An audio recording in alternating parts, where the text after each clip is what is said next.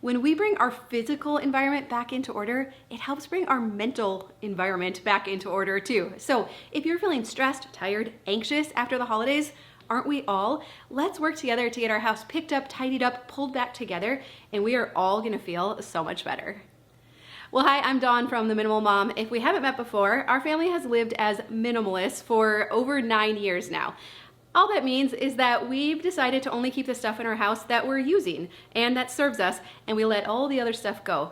We don't miss it, we have not looked back, and if you've been feeling, again, stressed, anxious, tired, overwhelmed, there's too much to do, you might try simplifying, right? You don't have to go all the way to being a minimalist, that's totally fine. But if we do spend some more time together, you get your house simplified, you get it just functioning well again, we just all feel so much better. All right, so I hope you had a really good Christmas and holiday, and also maybe your house is kind of trash. We are gonna work together today. We're gonna first start in our main living space and then some other spaces too. First, I really want to encourage you to have a black trash bag, preferably black if at all possible. We don't want anyone seeing, second guessing what we put in here. Sometimes even us ourselves, we second guess the things we put into here.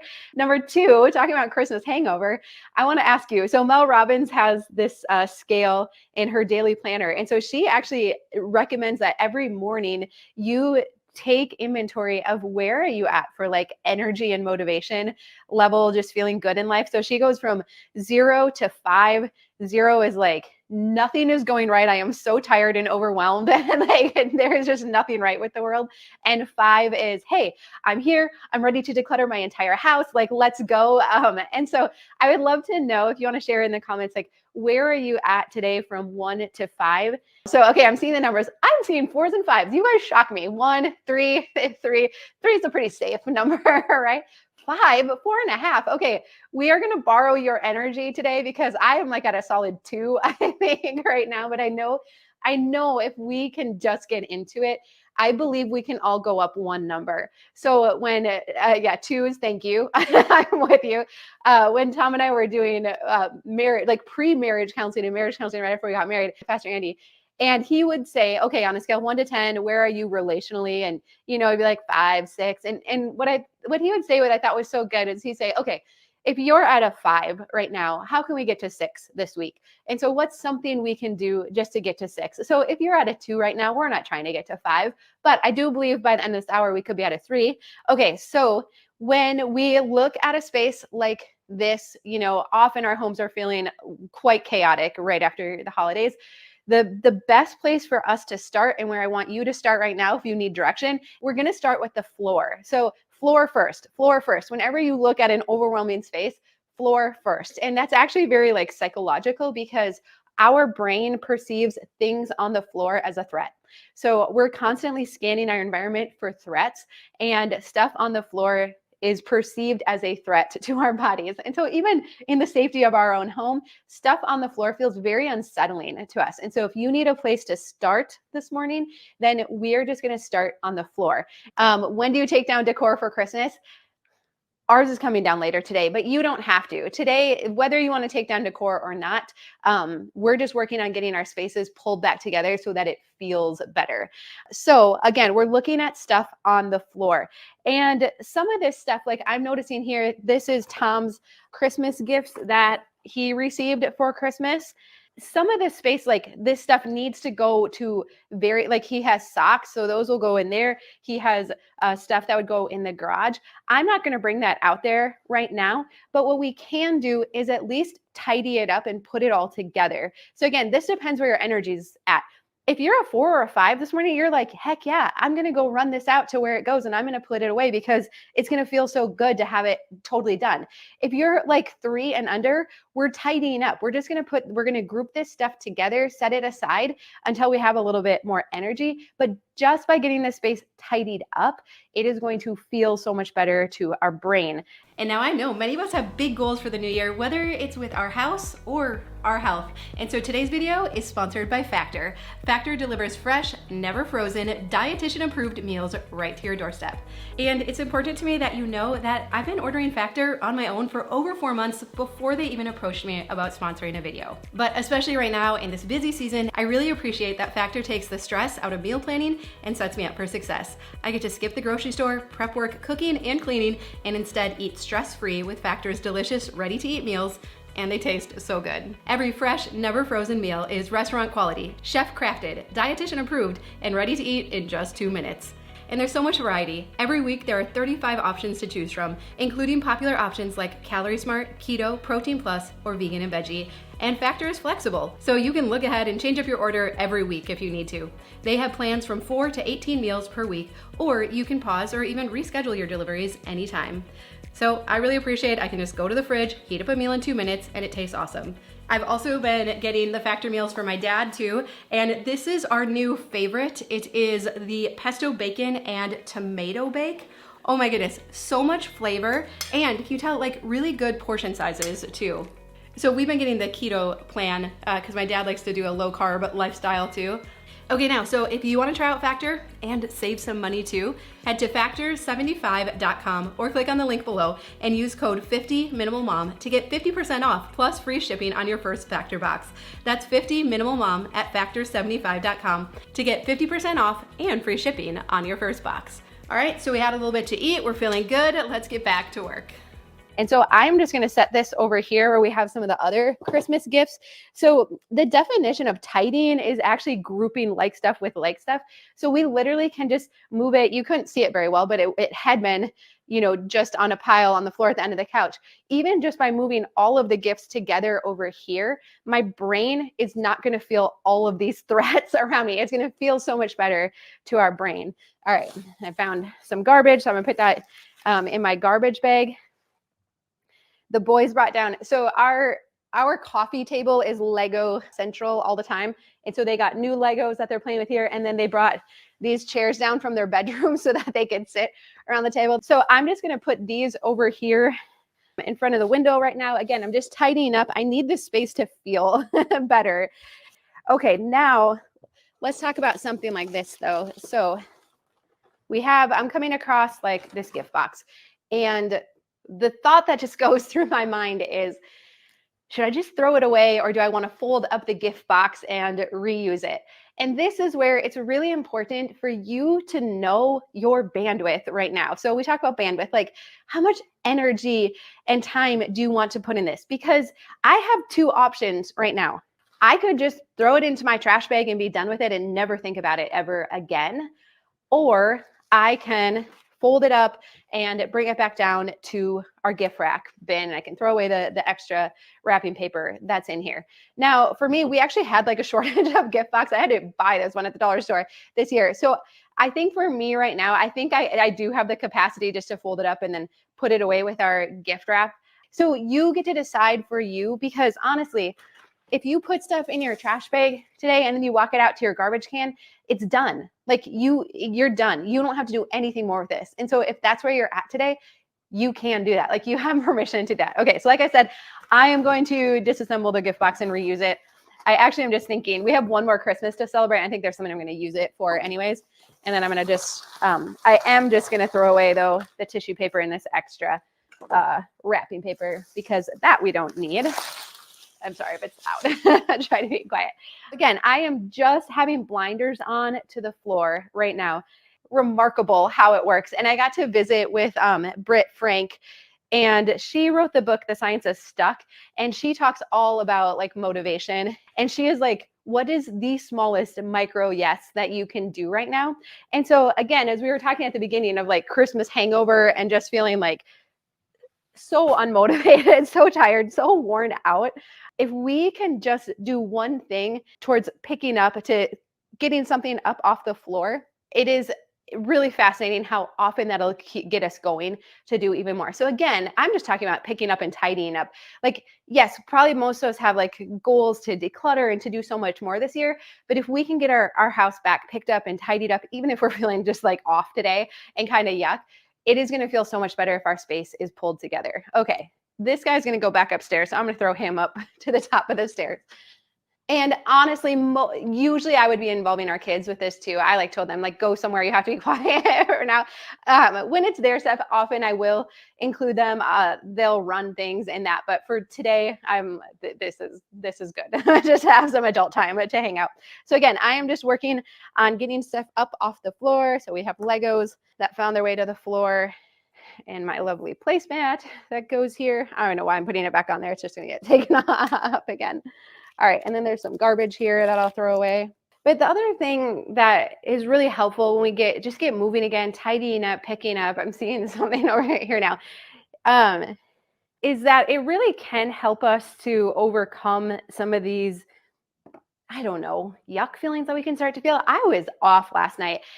I was really thinking about the myriad of emotions that I experienced yesterday with Christmas.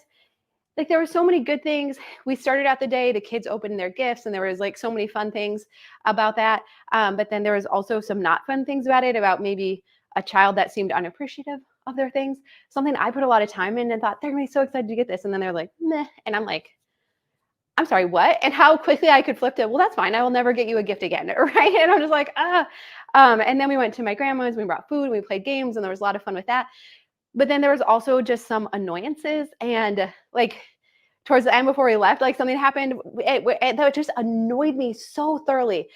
And like it stuck with me till we got home. And I was like, this is not proportionate. Like this level of annoyance is not really proportionate with what had happened. But yet, when, there's just like history, and then it was like, oh, well, that's so true to form, isn't it? Right. And I'm like, I don't want to feel this way. It's Christmas. Like, we got home, the boys are playing with Legos, the girls were playing with the Let's Sing game for the Nintendo Switch. Life is good, right? Like we have it good. And I'm like, why am I so thoroughly annoyed? And so I say all that to one, like, I totally understand if you felt like a wide range of emotions over the last few days too. But also what I decided to do then was to like start picking up, and well, not in this space, obviously I left this for us today, but I just went into like where my wardrobe is and where we store our clothes and stuff. And I had some clothes that hadn't been put away. I wanted to do a load of laundry. And so I just started hanging stuff up, putting it away, getting a load of laundry going. And it was amazing how that really helped me to kind of get out of that yuck feeling. And so if we're feeling just off at all today, there's often a letdown after the holidays. We feel it. Our kids can often feel it too. It is remarkable to me, if we will bring our physical environment into order, how often that can really help us to start to bring some order to our thoughts. And again, I'm not expecting to go from a 1 to 5 in 1 hour of tidying up our living space, but it is like I definitely went from a 2 to a 3 or a 2 to a 4 then last night. And so that's my hope for you. Again, we're not going to deep dive declutter your whole living space right now, but if we can get it pulled back together, I do think it feels so much better. And there's something about bringing our physical environment into order that can really help us with our feelings and how we're feeling right now as well. Okay. Yeah, I love this. Thought I was the only one with crazy emotions yesterday. No. I mean, I could have let you talk to my mom. She for sure felt all the emotions too. So it's just like, there's just so much. Like there's so much wrapped into the holidays, right?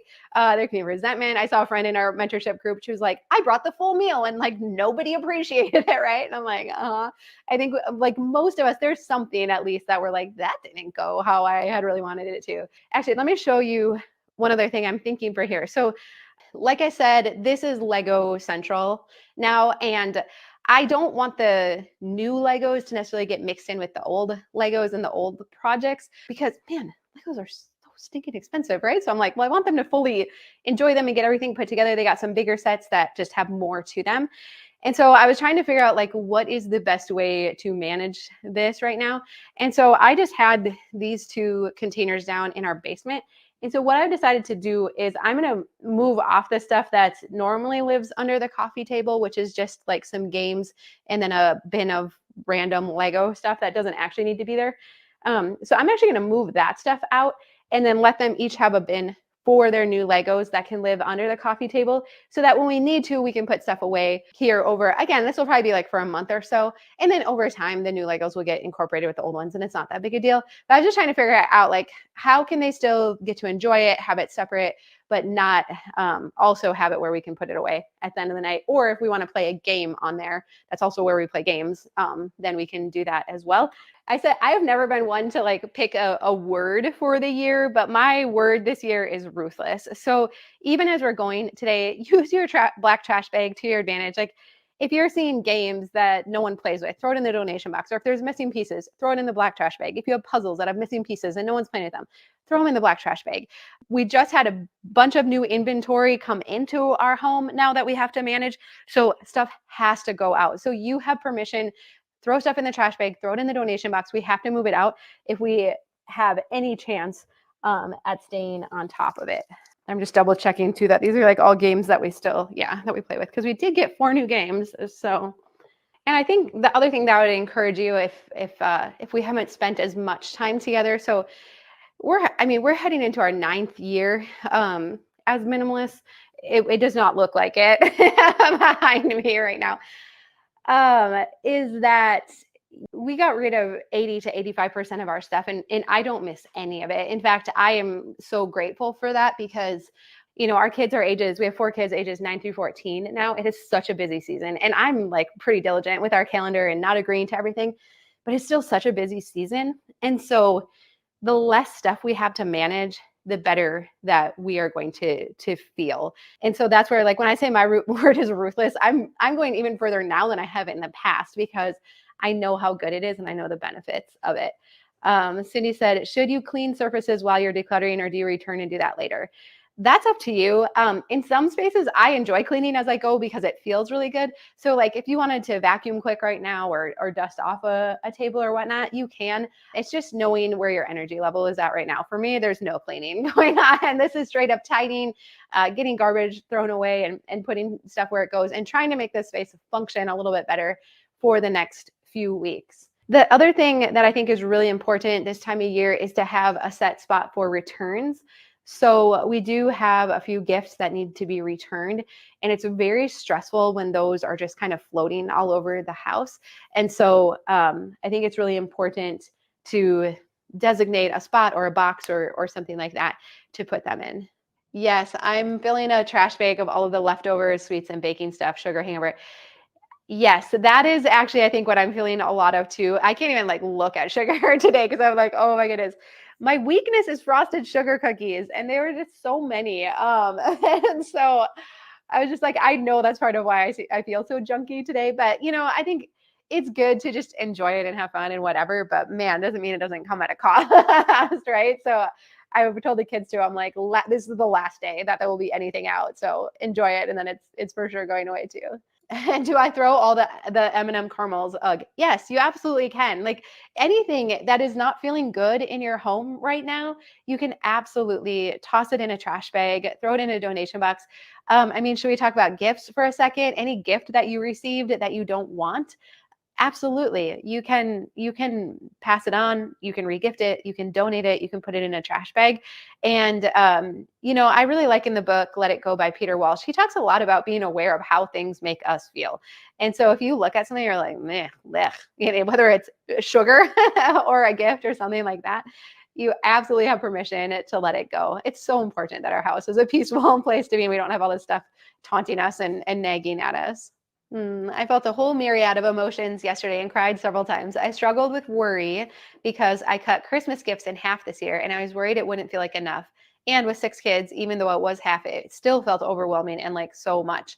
I felt very conflicted, but it actually turned out so beautiful and looked like plenty. And my kids were totally fine with less gifts, and our Christmas morning was still full of fun and joy and lasted just as long. I'm really glad to hear that, because I know many of us have been trying to kind of scale back the gifts a little bit. And that is always the fear, right? So I know for us too, because we're really trying to keep our gifts pretty minimal. Like the main event is at my parents' on Christmas Eve. Like our kids still get plenty of gifts, but here too, then like we're really trying to not go overboard. So then I'm like, okay, but we'll still make it special. Like we'll have hot chocolate anyway. And like the hot chocolate didn't turn out, and like the morning got a little more rushed than we were expecting. And I was just like, oh no, like this did not go. Like I just like, it was not the picture I had in my head, right? But still, like we had a lot of fun, and the kids said like they had a super great Christmas. So I think we do sometimes like build it up a little bit too much or have too high of expectations for the day, but our kids aren't perceiving it the same way that we are necessarily. So, oh no, I put away all my Christmas decor and I'm having a panic decor that my house feels too bare, trying to remind myself to sit with it for a few days rather than buying random decor to fill the void. That is actually very wise. Like just let the dust settle a little bit. I've talked about this a lot, but we live in such a noisy, busy, chaotic world. And so if we can really create a peaceful retreat to come home to, I just think there's so much wisdom in that. And so, yes, we do maybe go a little lighter on the decor or different things. We get rid of books we're not using and, cross stitch projects. But man, just to be able to come home and fully like exhale and let our guard down is just so worthwhile. Right. So, yeah, let it just settle a little bit and then see if it still feels too sparse. I think that is very wise. Fingers crossed I can let souvenir ornament boxes go. I did let a few go last year, but I do not undecorate until after Epiphany. Yeah, which is awesome. I actually need to show you this ornament that I got, which just, oh my goodness, made my heart so happy, from Courtney. It's a bun cake fan. It's an actual like Nordic ware. And what made me think about that, it has the little box that it came in. Oh, I thought I stuck it in here. Oh yeah, here it is. And so I had the thought like, oh, do I keep the box for it? But I think I will. I don't have a lot of things like this, but I just thought, oh my goodness, that was so fun. And it was so cute. It made me smile so much when we got it. So, but yes, all this stuff, what's really helpful for me is to use the container concept. So just deciding like how many totes of Christmas stuff do I want to have, or what area in my storage space am I designating to it, and then really working to pare stuff down to fit in there, because we have a way of looking at it all and saying like, oh, it's all so special, but really when we start looking at them, it's not all super special. Like there are things that we could let go of to make stuff fit better. So we don't have to go all the way this year, but I do think if we'd be willing to do another passive decluttering on our holiday stuff this time of year, it's just really a kindness to ourselves then when we go to pull it out again next year. So again, being really ruthless when we are putting stuff away this year. I think this time of year, we're a little more disconnected from it than when we first pull it out at the beginning of a new season. Then it all feels so special because we haven't seen it for a while. So I think this is actually a good time of year to do it, because we can look at the data from the holiday that we just came through. And, speaking of looking at data, Christmas is always just a really, I called it a rude reminder the other day, because we're always like, even Adeline said this morning, she's like, wow, and it's already all over now. And we just know how quickly it goes. Time goes so fast. And for most of us, we don't have time for all of this stuff. We have acquired way, way more stuff than we have hours in the day or weeks in the year. And so whether it's Christmas stuff or just your regular day-to-day stuff, if you will be willing to simplify it and to let a lot of it go, I really believe you're going to uncover a house that you love, that you enjoy being in, that's really easy to tidy and to take care of. And it's very cultural. Our marketing is telling us you need more stuff, you need different stuff, you need better stuff. But I do hope that you find that as you're kind of bringing your space back in order too, that emotionally, mentally, that it does help us a little bit. So, all right, now as we head into the master bedroom, I have to tell you, I came across some things that needed to be returned a long time ago that I totally forgot. And I could, A, beat myself up over it because that is money wasted and that never feels good. Or B, I could say, I can't do it all. I can't do it all, right? We are all doing so much. So if there is any kind of guilty clutter that you are coming across, you have permission to let it go. It sucks. None of us want to waste money, but there is a point where we have to let ourselves off the hook and say, I just can't do it all. I have done my best and I got a lot done, right? Over these last few weeks, but I am not perfect. I am not superhuman and I cannot do it all. So we are going to let that kind of stuff go. I want to get moving into just a couple things here, get us all going, and then I'm going to talk about the 80% rule. So just as I'm looking around, again, if we're like not feeling all that motivated, just look for something easy. Look for some garbage on the floor. Even I saw this bag and I'm like, what is in this bag, right? I still have sometimes these like fear responses of like, what did I put in there? And just set on the floor in here, right? And then I noticed it's actually just like garbage from when I was wrapping gifts in here. So it's nothing hard. And already I was like panicking, like, oh, great, what's in there, right? A lot of this stuff isn't actually hard. So I'm literally just going to put this into my black trash bag. And that actually wasn't that hard. Now, this pile of stuff, I'm actually kind of proud of this because I did ask our girls to go into their bedroom before Christmas and just make a pass through any clothes that they don't want anymore, trusting that there was probably some new clothes coming in for Christmas. And I'm so proud because they came downstairs with this whole pile of stuff. I said, throw it on my floor. I have a donation box in there. It just, so it didn't make it into the donation box. That's fine. I'm like, this is totally good for me. So this I am just going to put into the donation box. And I've mentioned this before. This is a little tricky for me sometimes because I'm seeing like even just this shirt got wore one time. One time they went to an event that was neon colored. Everyone was supposed to wear neon. Well, fortunately, we went to Goodwill and we just found some neon colors because they didn't have something to wear. But I want to say, I think we still paid like $6 for this. Don't even get me started on the prices at Goodwill, right? I think we still paid like $6 to wear it one time. In my mind, that is so wasteful. But we all know that keeping this, me saying, no, go put this back in your closet, you have to wear it again to justify that price. They're not going to wear it. If we did the same thing in our closet, we're not going to wear it. Just because I spent money on it, I'm not going to wear it. There's obviously something about it that they don't like. And so on one hand, I'm very proud of them. I don't want them to keep things just because we spent money or because they feel bad. I want them to move this type of stuff out. I want them to keep their closets pared down to just the stuff they're always wearing. But just so you know, there is still a part of me of like, I spent $6 on it and I only wore it once, okay? But I moved through it pretty quickly now. My goal, like I've said, is peace over possessions this year. Like I just need our house to be really streamlined so that it functions well and it's a safe place to come home to. So I'm letting it go. And what do we also know? As soon as it leaves the house and gets to the donation center again, I'm going to have long forgotten about it. So it moves out. We move on with life. It stinks right now. It's okay to even feel that and be like, maybe next time I won't be so quick to buy them something for one time, but it's fine. So that's going into the donation box. You have permission today to throw stuff in your donation box. I'm going to show you some other mistakes that I've made. Like, it happens, but keeping it does not right the wrong. Keeping it just clutters up our house. Okay, so the other thing we have here are some returns. I bought a new pair of black leggings like that. I need another pair. So I've been looking for another great pair because I really liked the ones I've had. And I bought them without trying them on. And now I have to return them. And I'm kind of frustrated with myself. But we were just, we were Christmas shopping. I didn't want to take a lot of time. So I have to do that. And then this is also a bag of Amazon returns. So I'm trying to group all of my returns together. Right here, you can't really see it. So these are all returns right here. I'm grouping together. And I really want to schedule a time this week to take those back. Oh, look, a dirty sock. Okay.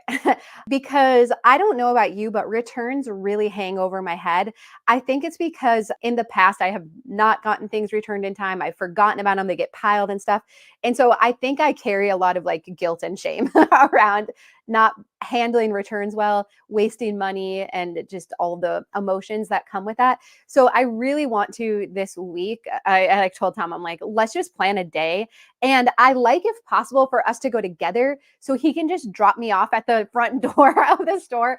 I can run in, make the return quick and come out and just plan that that's what we're going to do for a couple hours. It's not my preferred way to spend that time, but it just is what it is right now. And so I really want to make that a priority because that feels yucky when we come across those a month or two later and we're outside of the return window.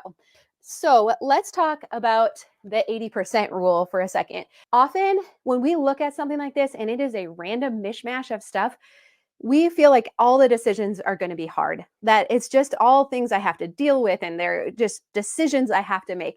But the truth is that I would guess, I'm guesstimating 80% of it is actually pretty easy decisions. And that's what I want to show you as we go through today. It's garbage, right? Like I already showed you. It's just some donations that ended up on the floor. It's returns that just need to get grouped together and then I need to make a game plan for it. Do you see that so far? I've not had to make any judgment calls, any hard decisions. I mean, yes, this hung me up for a second, right? But I'm good. And so what we have to remind ourselves when we look at a space that's really intimidating, I know some of us have like catch-all rooms and storage spaces, guest rooms that were supposed to be guest rooms, but that are now a catch-all room. And we're like, it is all hard. It's all going to be hard decisions. But the truth is, when we actually get into it, I would say 80% of it is not going to be hard decisions at all. It's a gift I need to wrap. It's returns I need to make. It's obvious garbage, obvious donations. And here's the other thing. There are going to be things that would have hung you up in the past, but because we've been spending time together and you're looking at stuff differently now, it's not going to. And so that's why I think it's 80%. In the past, it might have been like 60%, 50-50, hard decisions and not. But I think you are looking at your stuff differently because you've been having mindset shifts as we've been working together. And so maybe you haven't gotten as far decluttering as you want, but the hard work is up here, right? The hard work is up here. I'm going to show you something here. Let me just show you what I mean. Like what would have hung me up in the past? Oh my, I saw a meme the other day that said something about you feel your age when you've been wrapping gifts on the floor and then you go to stand up. I'm like, why do my ankles hurt? I don't know, because I was crouching weird on the floor. It's fine. It's fine. Okay. So over here, oh, crouching is just, I don't think it's good for your body anymore, right? I'm going to sit. Okay. Here's a couple things that I got from the dollar store, mind you, right? Okay. So I just thought these plates were so cute. And I'm like, that would be so cute to put Christmas goodies on it and bring it to neighbors. I'd had this like grandiose idea of making sourdough bread. And I'm like, maybe we could put some like sourdough. I don't even know. It wouldn't even fit on here. Anyways, these probably were kind of an impulse buy at the dollar store because they were cute. I thought we would do something with them. Whatever. It's December 27th. I did not bring Christmas goodies to our neighbors. And if I'm really honest with myself, I'm probably not going to use these next year either. And so I am just going to put these in the donation box so that I don't have to manage them anymore. And a question I've been thinking a lot about lately with things like this is, do I have a dedicated spot for that? So if I knew for sure I have a dedicated spot where I'm going to put containers, like my mom actually does do a good job throughout the year, saving like plastic containers and clamshell containers that then she reuses to give out Christmas goodies. So like she has a system for that. She knows where she keeps them. She washes them out. She dries them, stores them. Like she has a dedicated spot for that. I do not. And I just don't imagine, like, if I use this Christmas as data, that I'm going to do this next year either, right? So I don't want to continue to manage these and store them and try and create a dedicated spot for them. I just want to put them in the donation box and be done with it. It was an impulse buy. I shouldn't have made it. Like, I see it more as a mistake. And me keeping it, trying to correct that wrong, thinking like, oh, it's okay, I'll use them next year. No, that is the type of stuff that has totally cluttered up my house in the past. And I don't want to use my precious time and energy to manage $2.50 worth of plates plus tax, right? But again, I'm not trying to push my mindsets on you. I'm not saying you have to, but just ask yourself, do I have a dedicated spot for that? So as we're coming across random things here, do I have a dedicated spot for that? Do I know exactly where I would look for that next year when I need it? And you might decide you want to create one or that you have one, or again, it is so much easier just to put it in the donation box, but you decide where you are at for yourself. I just want to give you permission today to prioritize your peace in your house over possessions. Okay, so another probably kind of mistake-ish thing I did was I bought too much candy for our gingerbread houses. And so we have had candy left over now. There's about like 4 packages of candy in here. And so again, my initial reaction is to try and figure out some way to use it or preserve it until next year. And so I'm like, candy probably that we're just using to decorate gingerbread houses, I could probably save that and use it next year. And then again, I'm like, okay, do I have a dedicated spot for that? Like, do I have a spot where I know for sure where I will find the candy for gingerbread houses? This kind of goes along with Dana from A Slob Comes Clean, her question of like, where would I look for that first? And so do I have a dedicated spot for that? No, I don't. And I had the thought, because I'm gonna show you some other like random leftover Christmas stuff. I'm like, maybe I need to make another Christmas bin for just some of this like extra Christmas stuff. And then that's where I will know to look next year. So I'm like, okay, I can absolutely do that. And then I also have the thought like, crap, we get mice in our house every year, like field mice. Like we live on a farm, right? And so every year, I used to think it was because I was a crappy housekeeper. No, it just turns out whether your house is clean or not, like mice move in the wintertime, right? And so every year, we without doubt we'll be sitting on the couch in the living room and we hear it. Like you just know now. Like if you have had mice in your house, you just know the sound, right? And so, anyways, Tom does his thing. We take care of them. But I probably should not be putting candy in our basement, right? That probably is not a wise decision. So, what I am going to do with this is I'm going to throw it into the garbage. And again, many of us were raised that you do not waste anything. I grew up on a farm in central Minnesota. We did not have a ton. And you don't waste anything. Why would you throw candy away? And so this has been a mega mindset shift. And I know I don't, if you're new with us, I don't want you to unfriend me or just like stop now or log out because you're like, what is this girl doing? She's just carelessly throwing stuff away. There's too much stuff in the world. We have overconsumed for so long that me trying to figure out a way to donate it to the food shelf or some other way, I could. But I know my capacity right now for making extra trips to food shelves or different places that might use it. I don't think they're hard up for candy right now. I don't think that's the kind of things that people need. If I had good food in my kitchen, I would bring them good food. I wouldn't just throw that away. But candy from the dollar store, I'm not going to find a dedicated spot for it, and I'm just going to throw it away. So you have permission today. If that's what you need to do to get back on top of your house, it is okay. Sometimes we have to do less than ideal things to get back on top. And from there, I'm going to make much better decisions. And maybe I would store it next year or something like that. But for here, right now, today, I don't have the capacity to do anything more with it than that. So I'm going to step down off my soapbox now. And honestly, in the past, that might have been a hard decision. I would have put that in the 20% of hard decisions. Right now, it's not because I know how good it is to live in a highly simplified house. Okay. I'm going to take a sip of coffee. Now you're probably like, you don't need more caffeine, friend. And we'll work through some more stuff, and I'll continue to show you. I don't think a lot of this is hard decisions in here. By the way, I've heard from multiple people. They're like, "Oh, these glass coffee mugs are just so cool." My sister, I mean, for months is just like, "You have to get these. Like, they're so nice." And I kind of resist to fads or things like that. Too many influencers have sold me too many things that I'm like, no, it wasn't as great as you thought. I'm thoroughly enjoying these glass coffee mugs. So I can put a link for it too. I don't know what it is about it, but I don't know. I think it's lovely. So most of us don't need more coffee mugs, but in case you're in the market. So, okay. I see the comments too. Like, I also used to eat the candy, so I didn't waste it. That's the other thing. Like, if I thought it was good for anyone in my surroundings, I would just be like, here, eat it, whatever. We have had plenty of sugar.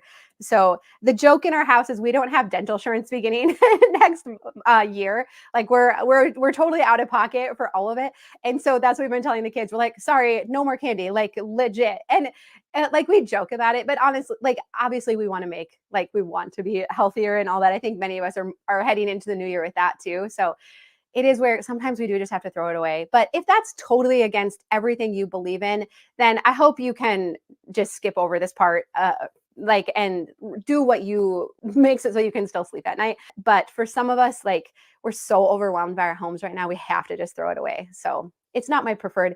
All right. So let's keep moving through some more of this stuff. So, well, there's a little more candy in here. I'm going to throw this away too. Okay. Again, this is where the black trash bag comes in very handy. I don't think about it again once it goes in, and other people in my household don't question it too. Okay, so here's something.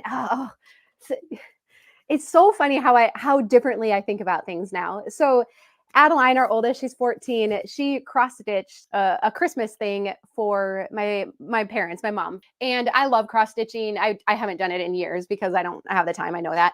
But it was really cool. Well, what happened was, so Adeline's very self-taught when it comes to cross-stitch. I have not taken a lot of time to tell her things. Like normally what we would do when we would cross-stitch something, especially if we were bringing it to the county fair, is you did it in a very standard size and then you could get a mat for it, right? And then you frame it. So you have the frame and the mat and then the cross-stitch and it's beautiful. Well, she cut the Aida cloth too close to it. And so it was like this weird, tall, narrow size, but she had cut the cloth so then we couldn't mat it to like fit. And so anyway, so we went to Michael's, and we found these frames. And so it worked out great. She just trimmed it and frayed the edges and then put it in here. Wouldn't you know that these silly frames, it was buy one, get one free. And I'm looking at this frame and I'm like, it's cute, but it's kind of like that floating style or whatever.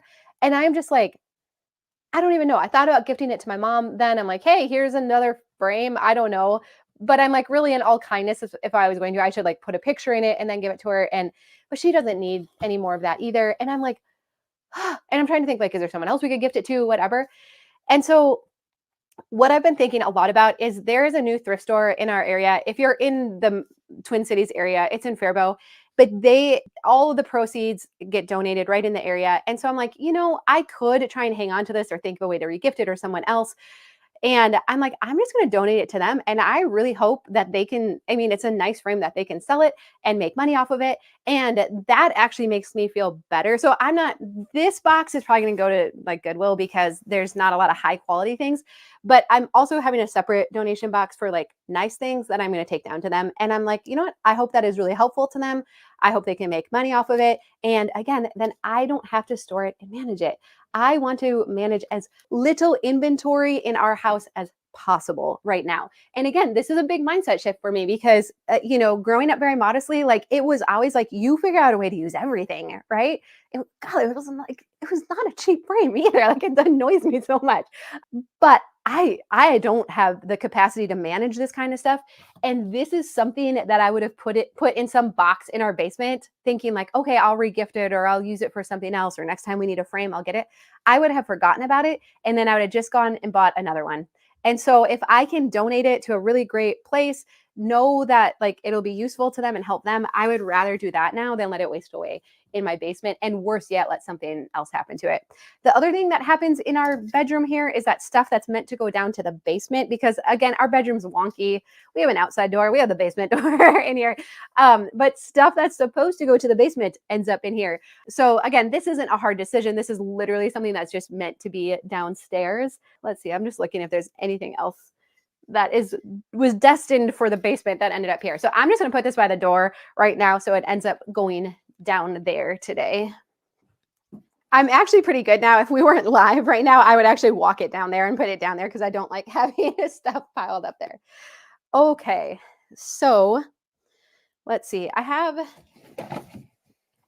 This is actually my box of stuff to go to Tom's family's Christmas. So I'm going to add this to it. Try and keep it kind of contained. And then probably just slide it back over here for right now. Okay, I just have a little more randomness here. Oh, this was actually supposed to go to the basement too. I just had some extra foil pans and some dishcloths. Again, this question like that really goes through my head a lot is, do you have a dedicated spot for that? So I do, for extra kitchen stuff like foil pans like this. And then these are some, I don't even know. It was like a placemat runner thing and towels. And I like to use these when I take pictures of bundt cakes for our bundt cake book. And I have a bin for stuff just like this that I use for like staging photos or whatever. So again, when I ask myself, do I have dedicated spots for this? Yes. If not, like Diana gave these to me, if I didn't actually need them for what I want, I would be putting it into the donation. Like I just don't, I can't. But this stuff does have spots, so that can go down to the basement as well. Oh yeah, see. And then I saw these really cute dish mats at the Dollar Tree, and I'm like, that's so cute. Maybe I'll give it as a gift, or I'll put it, with something. And I didn't. And so again, do I want to keep this until next year and then maybe give it then? I don't. I'm just going to throw it in the donation box and never think about it ever again. And this is actually an empty box. So I'm going to use this to put like my high quality donations in that I want to go to that one thrift store. So that works out well. And then this stuff. So it's just extra Christmas stuff. Like, again, we're talking about sugar. These are so good. They're from Costco, and I got 3 of them, and I gave 2 away with gift cards to like the kids' piano teacher.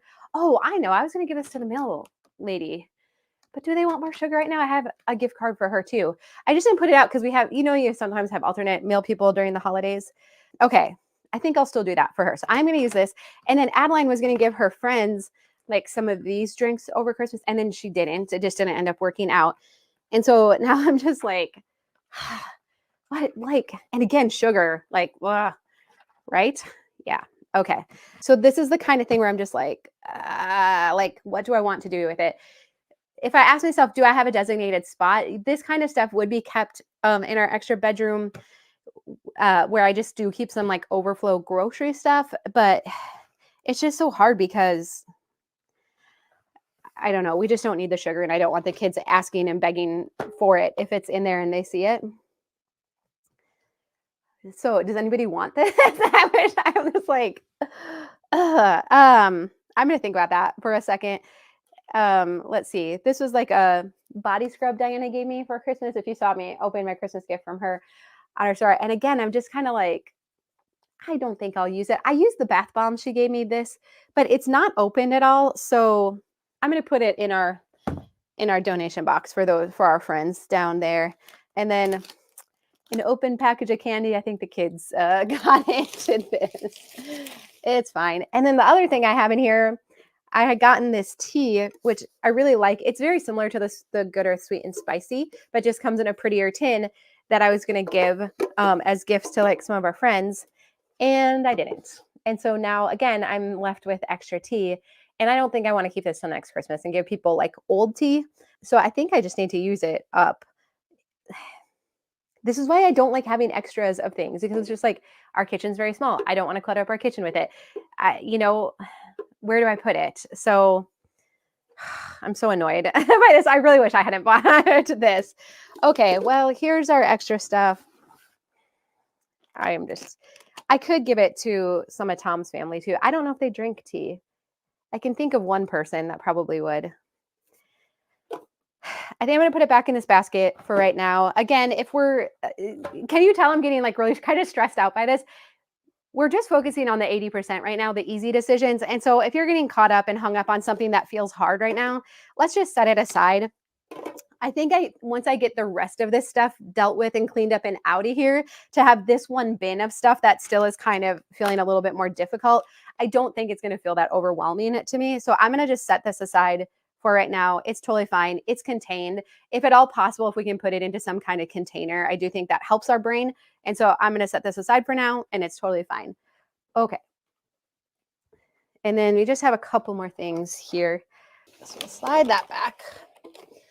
And then we also had some extra hot chocolate, which this I think will bring up when we celebrate with Tom's family. So I'm going to put that in that box. So this was my sample like inventor's box. So I love the idea of making inventor's boxes for kids for a Christmas gift. And so I could save it from year to year, but I know we're going to get into January and there will be a day when our kids say, I'm bored. And then I want to let them play with some of the stuff in here.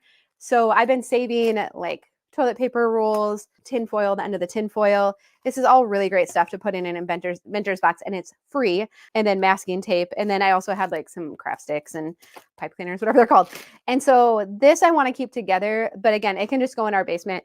I will know that it's there to go look for it. And so I'm going to put this with our basement stuff. And then lastly, this was a clear acrylic container that Diana gave me my Christmas gift in, which I actually really appreciate. So I do, again, with something like this, I would think, well, is there immediately a space I can think of that I could use some nice organization? And I don't necessarily right off the top of my head, but I do have a spot in our basement where I just keep a few extra like organizing containers. I try not to keep too many because that just gets overwhelming and I don't use them. But like this is a nice one. It's pretty versatile. So I'm going to put this down there. So I do have a designated spot for that. And then this is hanging me up, which is kind of frustrating me. I showed like the homemade seasonings that you could make with stuff from the dollar store. And I've actually been using it because we're out of chili seasoning at home. And so, well, I was thinking this would be hard. I should just put it in the kitchen and use it up. So I just kind of wanted to reuse the tags for next year. But again, I don't really have a spot for that. So I'd probably just print them again. Would be the easiest. Okay. Well, thanks for letting me talk that out. That wasn't as hard. I was thinking that was going to be a hard thing of me trying to figure out what to do with these. So these I'm going to go put in the kitchen real quick. This I'm going to put with the basement stuff. And we are things are looking a lot better here. Do you hear the singing? There's always singing in our house. They're playing Legos at the coffee table and singing. We did last night. We used the bins under the coffee table that we set up yesterday, and it worked great. I am thinking too, they would actually fit under the couch. I noticed under our blue couch, and so I don't love them under the coffee table, but I was looking and I'm like, oh, I think worst case scenario they would fit under there as well. So I really like that idea of having a way to contain the new gifts and have them accessible, but not like out all the time. But now they pull them out again and they're playing. Also, that game Play 9, we played it last night. It was so fun. It's like a golf game, so you want to get the lowest score. If you've ever played golf with just with a deck of playing cards, it's like 4 cards. It's kind of similar to that. I loved that game growing up. So, anyways, Play 9, that was really fun. It's up to 6 players, and like our kids are 9 through 14. It was great for them. You could go a little bit younger with it too. So if you're looking for a good family game, yeah, Take It There Now. It works so well for me. So I really like the Take It There Now. So again, as we're coming across things that don't belong in this room, you're like, this isn't a hard decision. It literally just needs to get put away. If you have the energy today to do that, I would do it. Just get up, go put it away. I've really gotten into that habit now. And the reason it works so well is that it feels good to have that task fully complete. Like now I have a pile of stuff to go down to the basement. And now I'm like, ugh, it's not done. Like I still have to go and do that now. And I will. I'm pretty good about following through with these things now. In the past, I was not, and it would just stay piled up there for like weeks. So we have to know ourselves. Some of us can pile and fully deal with it at the end, and others are like, nope, like I can't trust myself with that. So if we're willing just to take it there now, it can be a game changer for you when you're working on this kind of stuff. Oh, yeah, we haven't talked about clothes yet. Let's talk about that. So I'm trying to go minimal in my closet, but how much do I really need? I'm a teacher, so need work attire. I know I need layers, and California weather varies from week to week. So there are really only 2 seasons here that can toggle. I need mindset shift assistance and some guidelines. Great question. So I would try out Project 333 from Courtney Carver. So that's where you have 33 items. And if you have not tried anything like that, I think your mind will be blown at how little clothing we actually need, even if you're working professionally. And so I would look up Courtney Carver's Project 333, just look at the rough guidelines for it and begin to use that as your framework and just test it out and just see. Yeah, to the tea. Like, can't you just give it to your friends the next few weeks? I know. I just am guessing. I'm second guessing myself if they actually drink tea. So I know. Sometimes I put too much thought into things. I have an abundance of nice wrapping paper from Hobby Lobby, much of which has never been opened. Now that it's after Christmas, any ideas on what to do with it? I don't know. I would share that kind of stuff with friends. And you could just ask like your friends, because like right now is actually a time when people have good data, like, do you need extra wrapping paper for next year? And it might be worth just asking some of your friends and family, like, hey, I have some extra nice, really nice wrapping paper. Would you want any of it? I do see a question. Could you have cats to deal with mice? Yeah, we actually we have outdoor cats, and you will see them with mice all the time. And so for whatever reason, they still get in. We have a no pets in the house policy right now, but it's so funny because Tom and I talk about all the time, like once the kids move out, like what we would have for pets in the house. So right now we just think there's enough warm bodies in the house, but in the past Tom was like no pets in the house ever, and now he's kind of like, well, it'd be kind of nice, right? So I accidentally washed Harry Potter wands from Universal Studios. Not sure when we'll be back. Do I save for one day when we go back to find out they don't work, or toss now? I would let it go now. Yep. I would cross that bridge when you go back again. It's too hard to try and keep stuff for other times and all. It's so hard. What if I get stuck wanting to find the perfect recipient for good stuff? I know, Janet, I know. And that's very much been like me in the past, because it just really felt like the only way that like I could make this right would be to make sure it's going to just the right place. And so I do think it's helpful. Like I'm excited to bring stuff to this new thrift store that I know where it's all going and that it's helping a really good cause. I know the gals that are starting it and their heart behind it. So I do think, and there's another thrift store in our area too, I've talked about that. I really like them too. They're a little bit harder because they're pickier with what they take. And so sometimes that causes me then not to get it there. So if you can find shelters, thrift stores, adult day centers, like day centers for adults where people go that maybe have mild handicaps or things. It is such a great place to donate craft supplies to and other things like that. So if you have the capacity right now to divide stuff out, make phone calls or do Google searches to find out where it needs to go, and you're like, yeah, like I can do that because I will feel better about, I will go further with getting rid of stuff. I will feel better about it if I do that and I know where it's going, then I really encourage you to do that. Like, please do that. I think that's very wise. If you know that is going to cause for donations just to sit around, to not get out of your house, and you literally just need to box it up and bring it to Goodwill and drop it off today, then can I just give you permission to do that? Because ultimately, like, it's just physical stuff. It's like we want to be good stewards of it. We want to like make wise decisions with it, but it's really just physical stuff.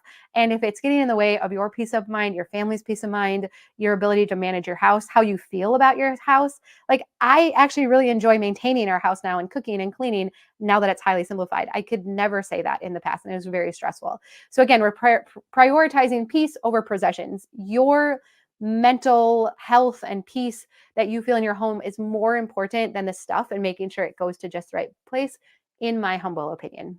Thoughts on Christmas stuff that isn't super special, but we could use it next year, could find a spot to store it, but we are probably going to move before next Christmas. Donate it, let it go. That's not worth, if it's not super special, like, I don't think it's worth moving even. And when we think about how many times you have to handle stuff that you move, you have to pack it up and then move the boxes, and then you have to unload the boxes, and then you have to unpack it, and you don't know for sure you would use it in your new house. I wouldn't. I mean, whether you're, even if you're not moving, I would probably just let it go right now, because having less is like, it's just so much better. Like, it's just so much easier in every area.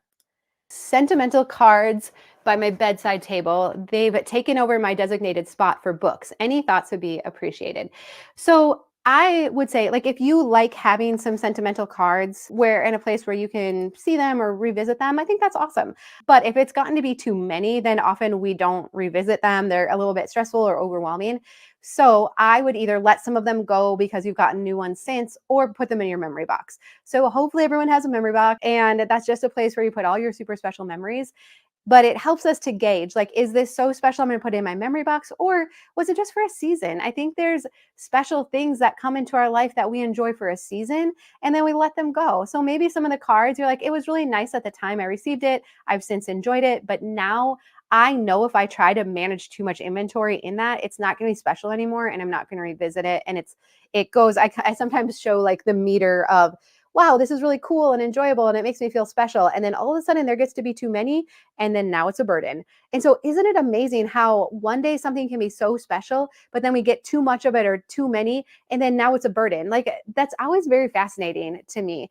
And so that's again where, like, all of this stuff, Christmas can be super enjoyable if I'm not trying to manage too much inventory. But when I'm trying to keep the extra candy and the extra goodie plates and placemats, it becomes too much and I don't enjoy it. And so I know myself now, and I know how much inventory I can manage, and it's not a whole lot. And so that's why I choose less inventory, but then higher enjoyment of the season. We have a 9-year age gap in our kids. I feel guilty getting rid of kids of clothes when they could be handed down. Should I keep them or let them go? This, I've noticed our kids are very close in age, and we were just like very fortunate that we had 2 girls, then 2 boys, and it was super easy. But I was still holding on to too much stuff to pass down from one to the other, because even when they're right next to each other, they have their own tastes, they have their own styles, they're different sizes at different seasons. And so I keep very little now to pass down from one to the other. And so, especially with a 9-year age gap, I would keep the most special of special, highest quality of things. Like, I would keep one maybe small tote of stuff to pass down, and the rest I would let go, and I would reacquire it as you go. I don't know, at least in our area, good quality kids clothes are super easy to come by. Thrift stores, garage sales, hand-me-downs. We've never, ever, ever, ever had an issue acquiring good quality kids clothes for inexpensive.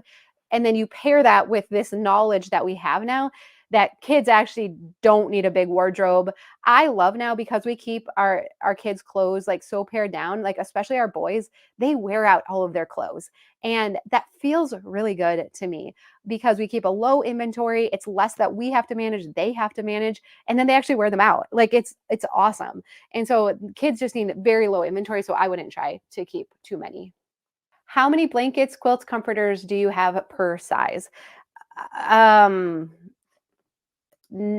We have one extra for each person, basically. So each of the kids have like an extra blanket, but it's not even a comforter. It's like a fuzzy blanket. And then we have a couple extra that we keep. I showed like a canvas size thing in the boys' closet upstairs. We maybe have 4 extra blankets in there. Like I always try to be aware, like, okay, we live in Minnesota. If all hell broke loose and we had no heat and couldn't go to my parents' house, which were a mile down the road, and like we needed to stay warm. Like I want to make sure we have enough blankets. And like, I feel like we have enough for that. And then I would rather share any other extras we have with people that can actually use it, like at shelters. Our church does a collection of coats and hats and boots and blankets and stuff every year for a shelter. And so if we've accumulated extra, I would rather share it with others than keep lots of extra for ourselves. How about taking a photo of sentimental items or cards? My screensaver rotates photos so I can enjoy old pictures. I love that. My only thing with that is that even photos that we take are inventory that we have to manage. And so, like, I know often moms will say, like, oh, take a picture of your kids' artwork or different things they create. And that's good. And it's still inventory that we have to manage. It's just in the form of digital things on your phone. And so I think that's great if there's some truly special things that you want to take photos of, but I try not to take too many of those things either, because we still have to figure out a way to archive it and store it and all of that. Oh, yeah, good question. So tidy totes versus take it there now. So I think Cass talks a lot about tidy totes. I know others do too, but basically it's just having like a laundry basket or Rubbermaid tote or something, canvas fold, collapsible bin that you put stuff in that doesn't belong in this space. So as you're working today, you could be putting stuff in, and then the idea is that you take it around the house to put everything back where it goes. If you are disciplined with that and that works well for you, I think that's a great idea.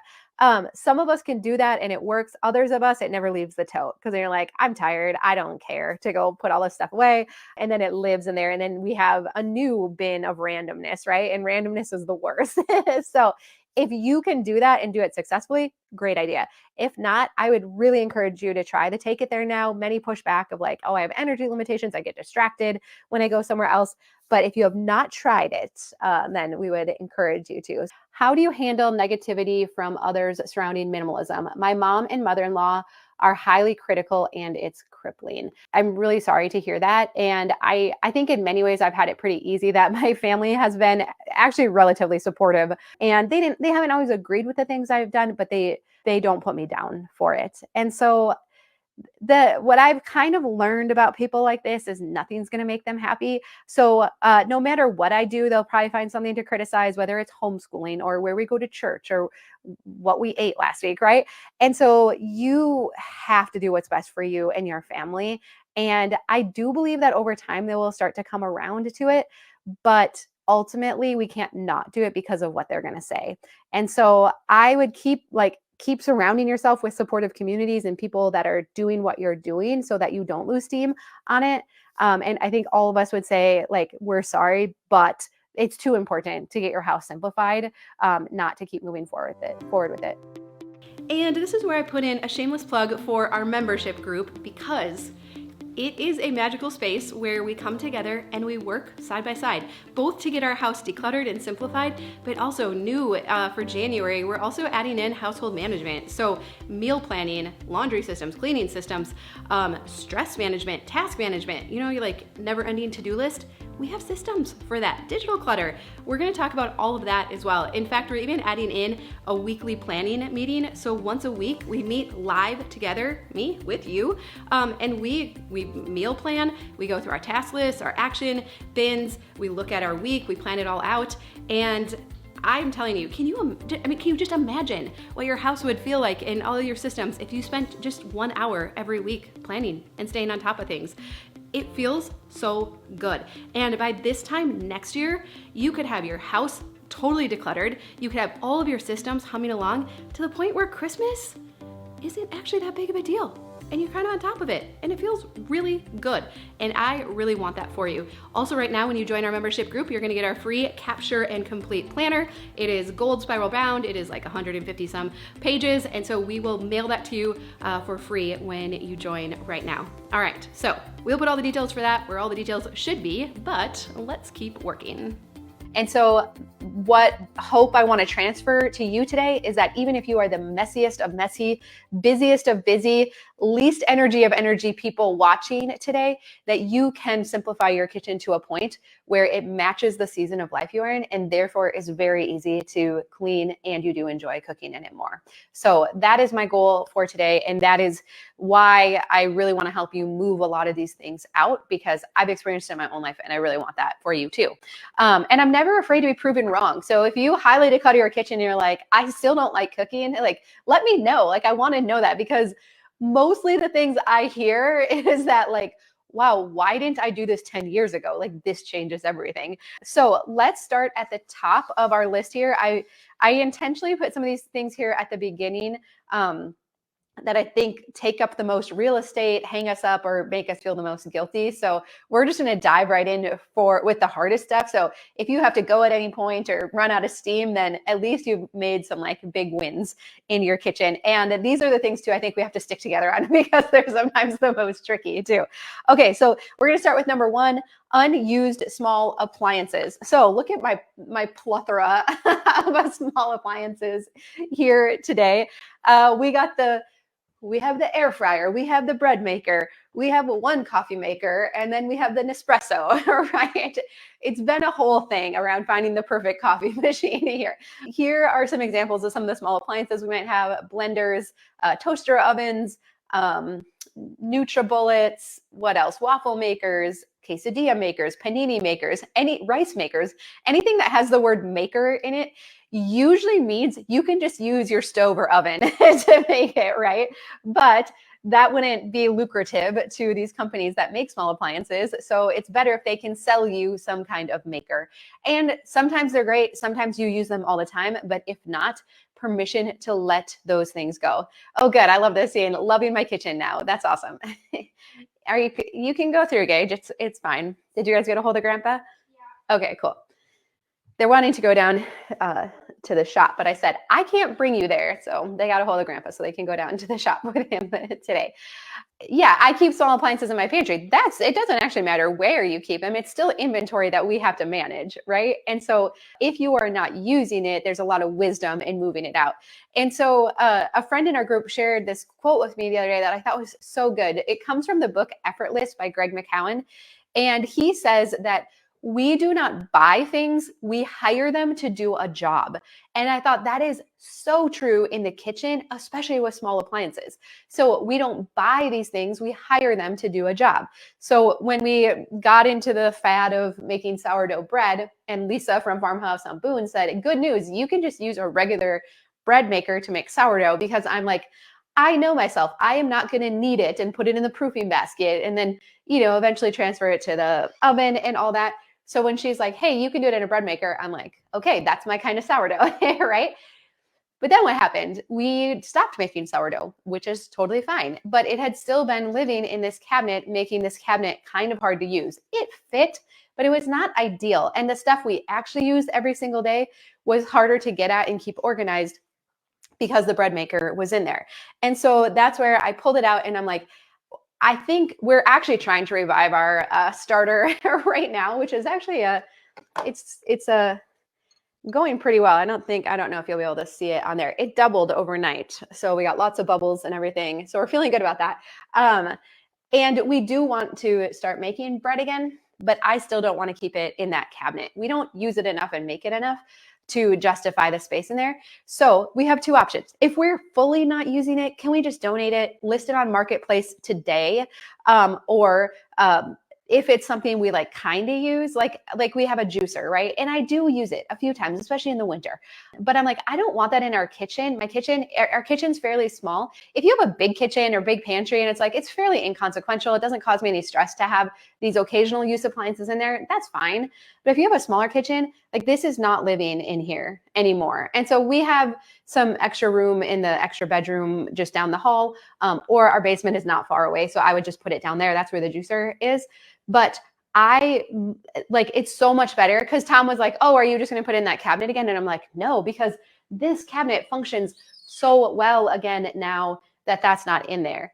And so I'm always trying to prioritize the things I actually use every single day over the occasional use things, or the never use things. So I would love to know, like, do you have appliances?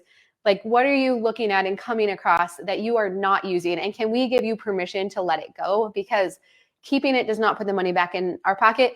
Keeping the blender, the Ninja blender, doesn't make it so we make smoothies every morning. Keeping the bread maker doesn't cause us to make bread, right? It's the habit of doing those things that causes that. And again, this is where time will tell box can be really helpful.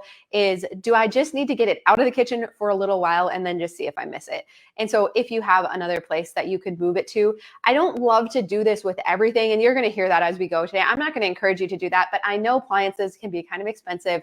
We really have these like fantasy self ideas with it. But again, we need our kitchen to work for us now, not against us. And so we need to move this stuff out, ideally donating it or selling it. But if not, then it's okay if it's going to go into a intermediary spot just to test it out for a little bit. Do you leave your dish rack out? I don't have a dishwasher. Do you have a product to suggest? So 2 things with the dish rack. We'll talk about clearing off our counters too. I mean, and that's the other thing. If you have appliances sitting on your counters, like preferably we can tuck those away. So like our stand mixer is down here. The air fryer, it sits out a lot, but if we're having people over or I just really want the kitchen clean, it does fit in our pantry cabinet right here. So any of our appliances that sit out except for the coffee maker, we'll talk about the other one here in a second too.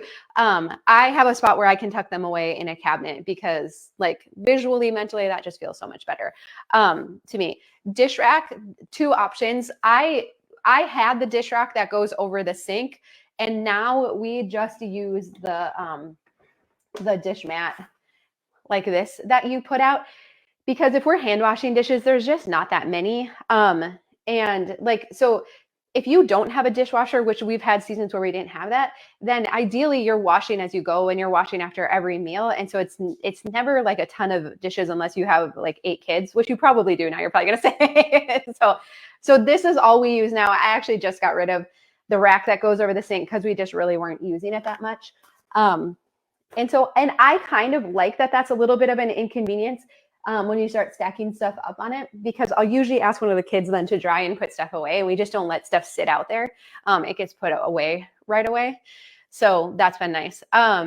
Okay, so again, if we're looking at our appliances through the lens of, I didn't buy you, I hired you to do a job. Are they doing a good job? So before we got this fancy coffee maker, we got an espresso. I found an open box. It was fairly inexpensive.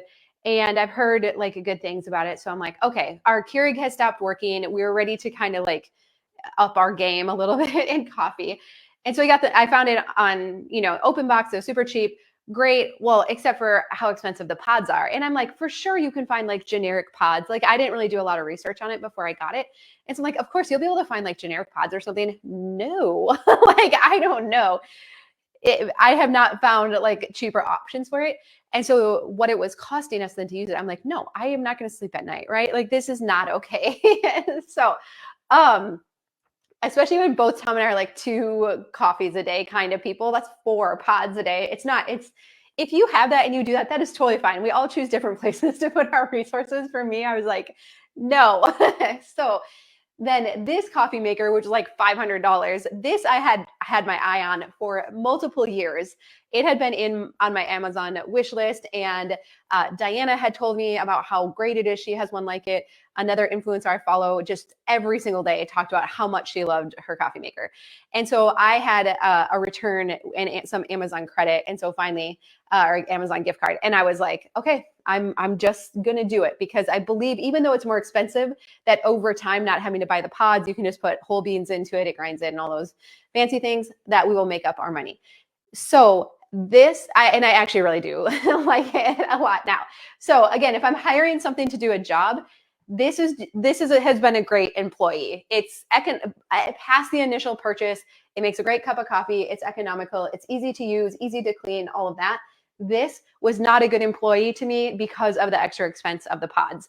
And so now this, we're actually going to give it. We asked one of Tom's sisters if they wanted it, and they do. And they want to I warned them about the cost of the pods. And they're like, it's fine, we'll take it.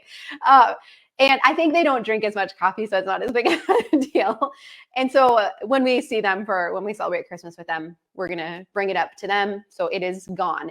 And I thought about I could sell it on Marketplace or all the things. And I just know myself right now, and I'm not in a season to do that. And so I'm not going to do it. I'm going to give it, say, hope you love it and everything. The brand is DeLong. I don't know how you say it.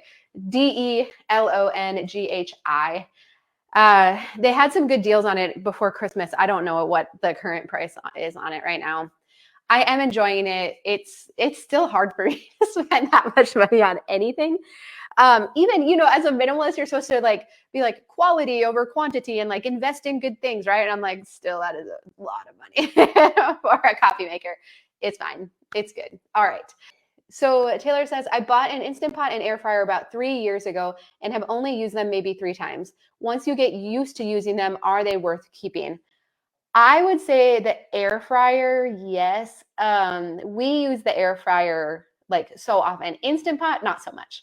I wouldn't even go through the effort of learning your Instant Pot if you haven't used it. The only thing we use our Instant Pot anymore for is cooking whole chickens and hard boiling eggs. But beyond that, there's a soup we make in it too. I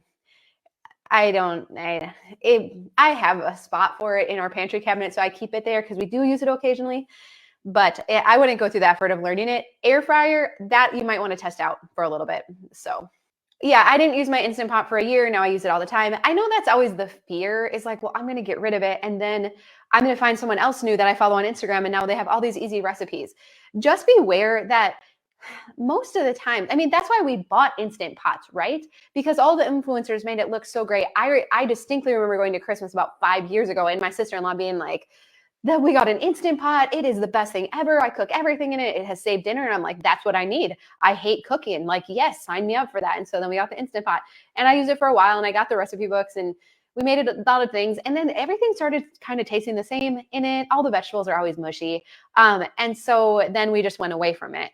And so this is where, again, we worry about like, oh, but what if? And I would just tell you that I think it is safe to let it go if you have not been using it in the last year or so.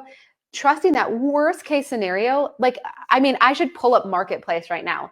I have to imagine you could find an Instant Pot for like $20 or $30 on there because there are so many.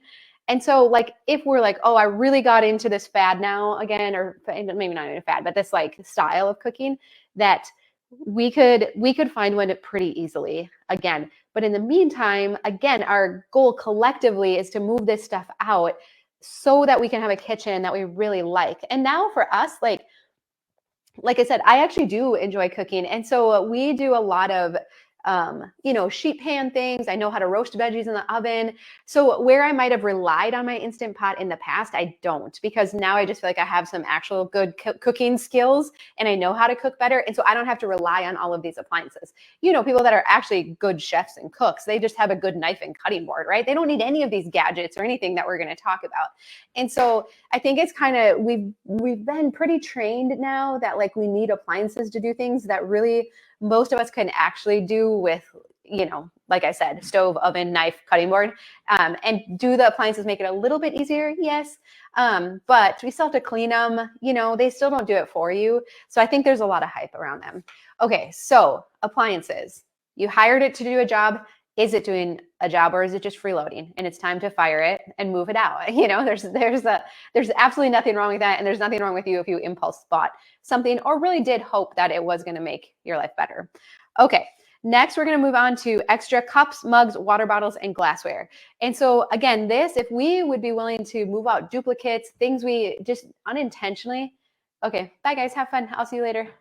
Water bottles, cups, they just come in a lot of times without a lot of thought.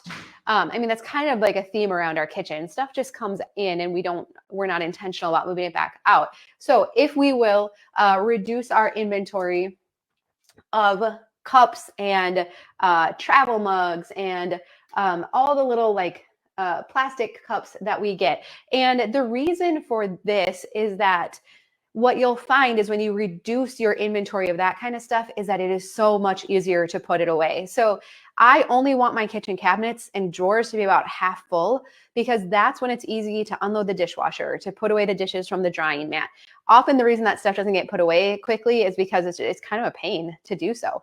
But for us, I mean, I think I timed it the other day. I know Cass is big on like timing things. It was like 45 seconds to unload the dishwasher. And I'm like, that's wild, right? But part of it is because it is so easy to put stuff away. So again, there's a reason for this. We're not just saying, I'm not just getting rid of stuff to get rid of stuff. No, I want my kitchen to function really well. And again, we don't have a lot of cabinet space. Like we have that upper cabinet, and then there's one skinny one here that we put spices in. And so, but yet our kitchen functions very well, even with very limited inventory and us being home all day, cooking all day, every day. And the low inventory makes such a huge difference. All right, so make a quick pass. We want to make quick decisions today. Like we've hung out enough. Like, like you have good knowledge around this and why this is going to be better. And sometimes we just haven't taken that step to be like, okay, it's going in the donation box. And so again, if it's anything super expensive or just really you have a weird attachment to, which is fine, we can use a time will tell bin. That's totally fine. But mostly, let's just put stuff straight into the recycling, the trash bag, or your donation box.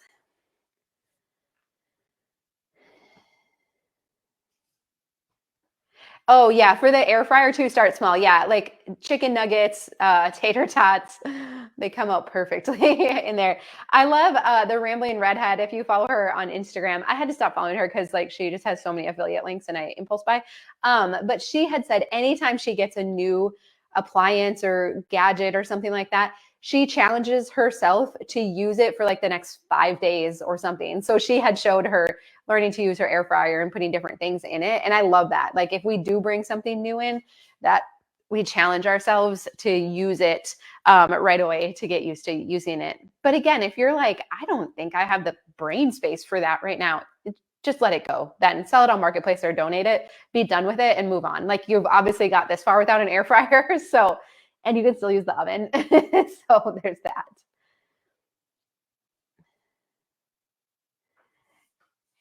Yeah, right. The new coffee maker. Like, will you save $500 in K-Pods by not buying K-Pods? If so, you're already earning your money back. Yeah.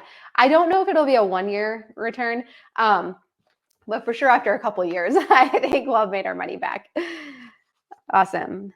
Okay. And then also along those same lines is the extra plates and bowls and just our regular dinnerware stuff. So we switched to the Corral dishes last year, and it was a little bit of investment. I think like these large like cereal bowls were like $7 a piece, and I'm like, oh my goodness. But they're awesome. They're light. They stack up nicely.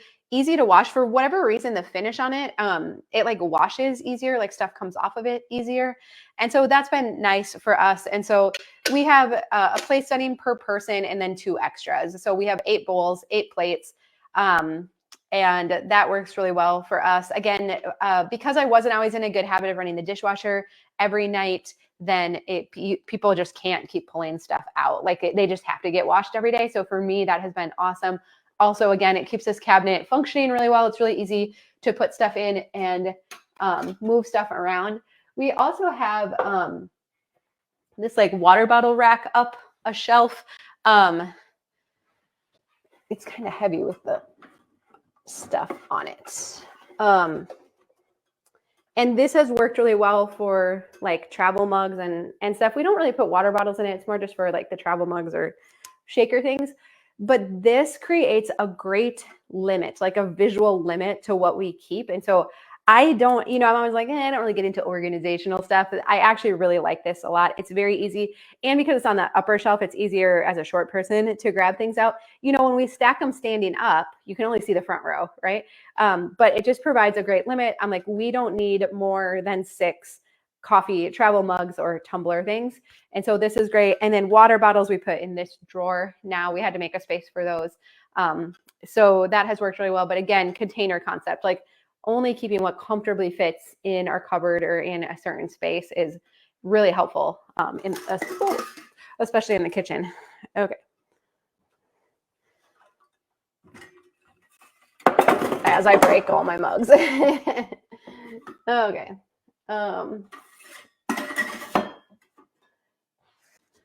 Let's see. What is next on the list is duplicate utensils. Now you stay where you need to. If you're still working on like cups or mugs or something, like move at your own pace. I want to keep going through the list just so we can talk through it a little more. And I definitely will leave time at the end for questions too. Are the Corelle dishes? You heard Cornell has lead in it. Oh yeah, I think older stuff. I don't know about newer stuff. The printables in the file section of all of the Facebook groups. Are the Corelle dishes kid friendly, ages 8 and 11, sometimes a 2-year-old, almost 3? Yes, they're very durable. They don't break easily. The bummer is if they do break, it's a weird shatter into a gazillion pieces. But I don't think we've broken any yet. We broke one of my grandma's when she was moving. I dropped a box accidentally, and she had like a serving platter. And I asked my aunt what we should do. She's like, it's okay. She's not going to remember. Yeah, at Christmas, she was asking where her Corral serving platter was. So I need to find, I forget what her pattern is called, but I got to see if I can find one for her. So anyways, okay. So yeah, they do shatter. Like if it's a weird shatter, like if you've ever seen one break, it is like a gazillion pieces. It's quite fascinating actually. So best not to break them. Okay, duplicate utensils. So again, just always looking. There's actually a few things I want to pull out of here. So let's see. Where is like I noticed the other day I was holding stuff up. Like we have not used this grater thing in I don't know forever. And then also I have like a muddler in here. When I used to make like soda water, I'd put like some lime or berries or something to make my own flavored soda water. I have not done that forever. And then also, where's our garlic press? I know we have not been using our garlic press either. And the problem being that they just clutter this up. It just makes it just a little bit harder to put stuff away. You kind of have to arrange stuff before you can close the drawer. And that's when I know, like, I just know there's stuff in here that we're not using then. Oh, here it is. So that I wanted to move out. I'm trying to look at anything else in here. And so, oh, I know. We have extra beaters. We have 2 sets of beaters in here because we got a different hand mixer and we didn't get rid of the old one. So I need to figure out, I'm going to figure out real quick which ones go to that. Okay. And then this actually should be in this drawer. Now here's what I'm going to do because I sometimes there might be a time where we have a recipe that we're cooking and I'm like, oh, I do need the little grater or we are going to mince some fresh garlic. So I have a bin in the basement of extra kitchen stuff. And so I'm just going to put these things down there. The beaters I'm going to get rid of because like I don't even have that hand mixer anymore. But this other stuff I'm just going to put in my bin in the basement. And I'm going to kind of time test it a little bit more and see if we ever miss it or use it. I had actually done that when we got the new Corelle dishes. I had some just like really cute Pioneer Woman plates and stuff. And I'm like smaller plates and stuff. I really like them. And I put them down there and I've never gone to use them or pull them out. So even those, like I'm going to end up donating, but it's sometimes just good to gather a little bit more data to see like if we actually miss the stuff. So I'm just going to grab my hand mixer quick. We also keep our food processor down here. We don't use it a ton, but it has kind of an easy spot right here. And so it's fine. Okay, so this is the one we use now. So which one? I don't think. Must be these ones. Yep, okay. So these we keep. These I'm going to throw away. Would there be, I mean, that's not worth donating, right? Yeah. I'll never think about it again after today. Gone. Catch you later. You know, and I might just put these in it. I don't think they need to be separate from it. I think that's easier. Okay. Again, it just makes it makes this drawer easier to use. And actually, I also I have this knife block in here. So if you don't want to have your knife block on your counter, that knife should be in there. It actually holds a lot of knives too. It has like 2 different levels if you want to have a lot of knives. I don't, but you can. Okay. All right. That feels a lot better. Yeah, and then along these lines is also useless gadgets. I'll sometimes talk about like, you know, you go to a pampered chef party and the demonstrator shows these things and they like work so well and you buy it and you get home and you're like, it's hard to use, it's a pain to clean, and then it sits in the drawer or the cabinet and you like never use it. So permission to let that kind of stuff go. Gadgets you might have bought on Amazon or somewhere else. I actually we had gotten, I just remembered this, it's in this bag right here. Oh, the gal even wrapped it in paper. We had gotten one of these oil sprayers. Oh, it's way up there. You know, I've seen a lot of influencers promote these and it's fine, but this, like the way it sprays is like, if you're doing like a whole sheet of roasted vegetables, it's not great. And it's kind of gummed up too. But Adeline said my mom has one. Let me show you.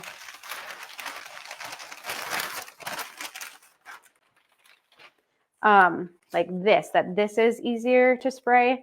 So this was $4.99 at Marshall's, but it looks like a lot better quality.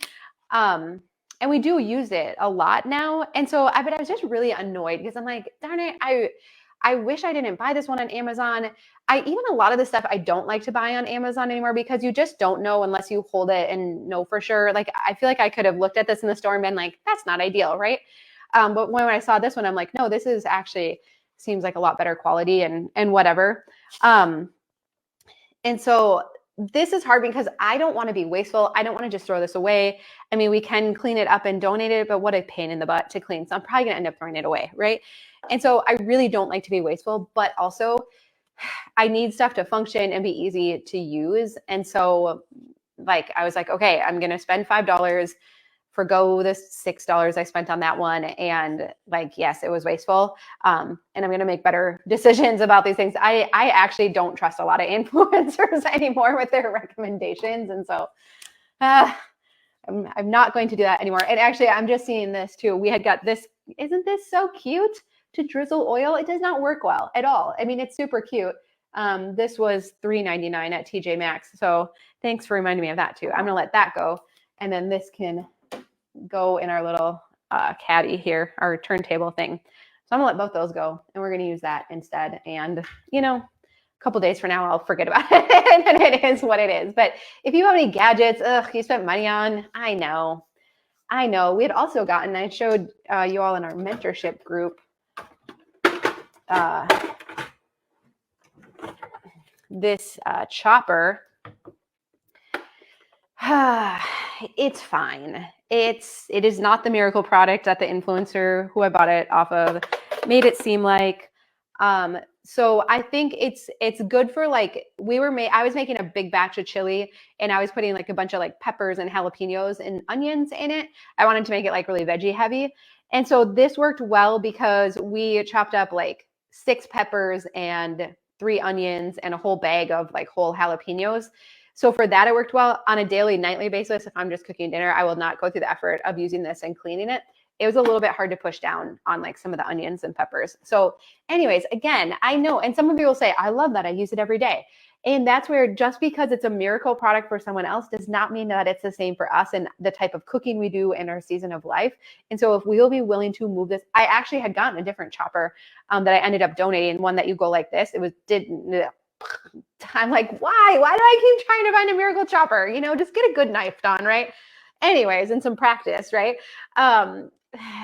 Because of influencers, honestly, because of influencers. If I had not seen this on Instagram and her using it and making it look so easy, I would not have bought it. But, you know, it is what it is. So anyway, I don't know why this is in here. Okay, we'll take that out too.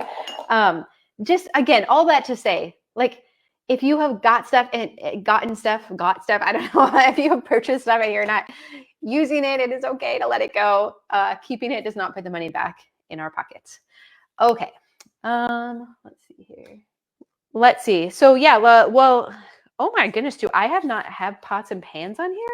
We should talk about pots and pans real quick because that's another big ticket item.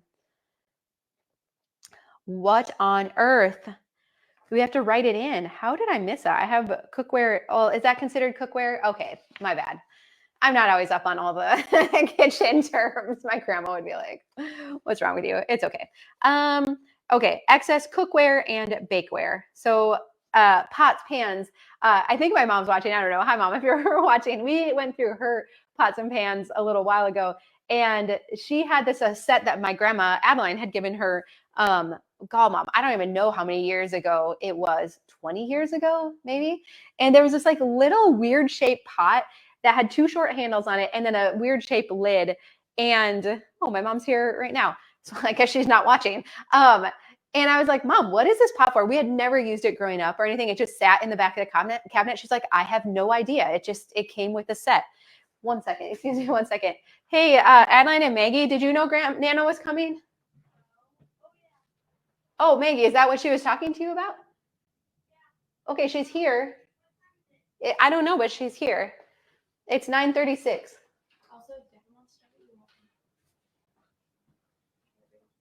Oh, shoot. Okay, I'll do that real quick. All right, you keep working. Give me 1 second. Yes, she is here.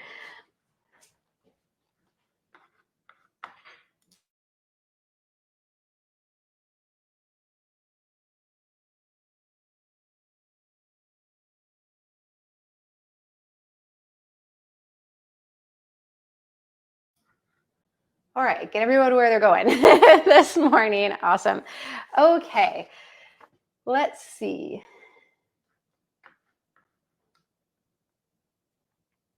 Yeah, how to keep papers off the counter. We're going to get to that in just a minute. I do want to make sure we cover that before. Oh, the time is flying, isn't it? Okay, so pots and pans. You know, I'm a huge fan of only having 5 like pots and pans total, and then we have an extra like stock pot in the basement. These are like currently we have a set of like copper. Here's chili from last night. Copper pans. And then we have this little egg pan. I think they work really well. They're pretty nonstick. They were just off of Amazon. But again, I don't know like chemically or whatever. They're supposed, you know, copper's supposed to be good. I don't know for sure. So that's why I don't always like to recommend it. But please get rid of duplicates because this is what makes our kitchen not scary anymore. Is that even though like we have dirty dishes here, there's just not enough dirty like dishes possible to get dirty and be overwhelming. So along with moving out appliances, simplifying our daily dishes, and then reducing our pots and pans and bakeware, huge, massive difference in our kitchen and dishes because, you know, my mom is awesome, right? But we grew up, she worked full time. We lived on a farm. She helped farming. She often did evening jobs to help pay the bills. Like she is such a hard worker. So something had to give, right? And it was the house. So throughout the week, the house would get dirty. And then every Saturday morning, we would do all the dishes from the week. I mean, we'd have to wash them as we went throughout the week too, right? And so I've had this like really negative thoughts around dishes. Dishes are horrible. Dishes take so long. They're the worst. And, you know, like Dana talks about, like, oh, then once you start doing them every day, you realize like not a big deal at all. And even like if we go to make lunch now and the frying pan's dirty, it has to be washed. We can't just pull out another frying pan. And so that has been a game changer for our kitchen. So any of the stuff that you use every day, if you will limit the amount of it, then dishes just never get out of control in your kitchen. And that is huge. So I'm glad you brought up paper clutter because I know that's another thing that collects in here. Mail, random catalogs. I just got, oh, it's not in here. I have to show you this. I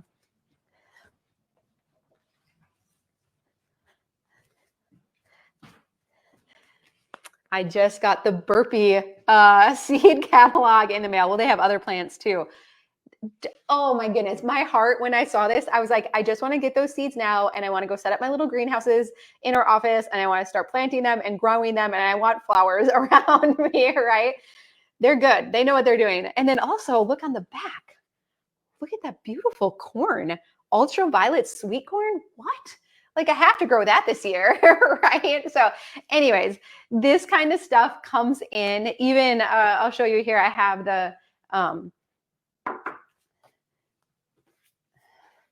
the manuals and stuff that came with our coffee maker. Where does this live? I'm not going to file it for like long term, right? Like this kind of stuff, I might use it initially, and then honestly, I'll just Google it, or I'll look for a YouTube video if there's something else I want to do with it. And this, I'm going to flip through it a little bit, but ultimately, and then I'll end up ordering everything online. Where does this kind of stuff live? And I will tell you, in the past, where it lived was right here on the corner of the island. Like it was just not in this house, but in our last house, in our townhouse, always. And then if people were coming over, then I moved it over here because you can't see it as well. But if like we were really having company or hosting, then it went on the floor in our bedroom or on top of our dresser. It was the worst, right? It just floated around. I never fully dealt with stuff in it. I lost track of stuff because amongst this stuff that actually doesn't matter, like it doesn't actually matter if I order seeds or not, were important bills to pay or checks to cash or weird, just things I actually needed to do.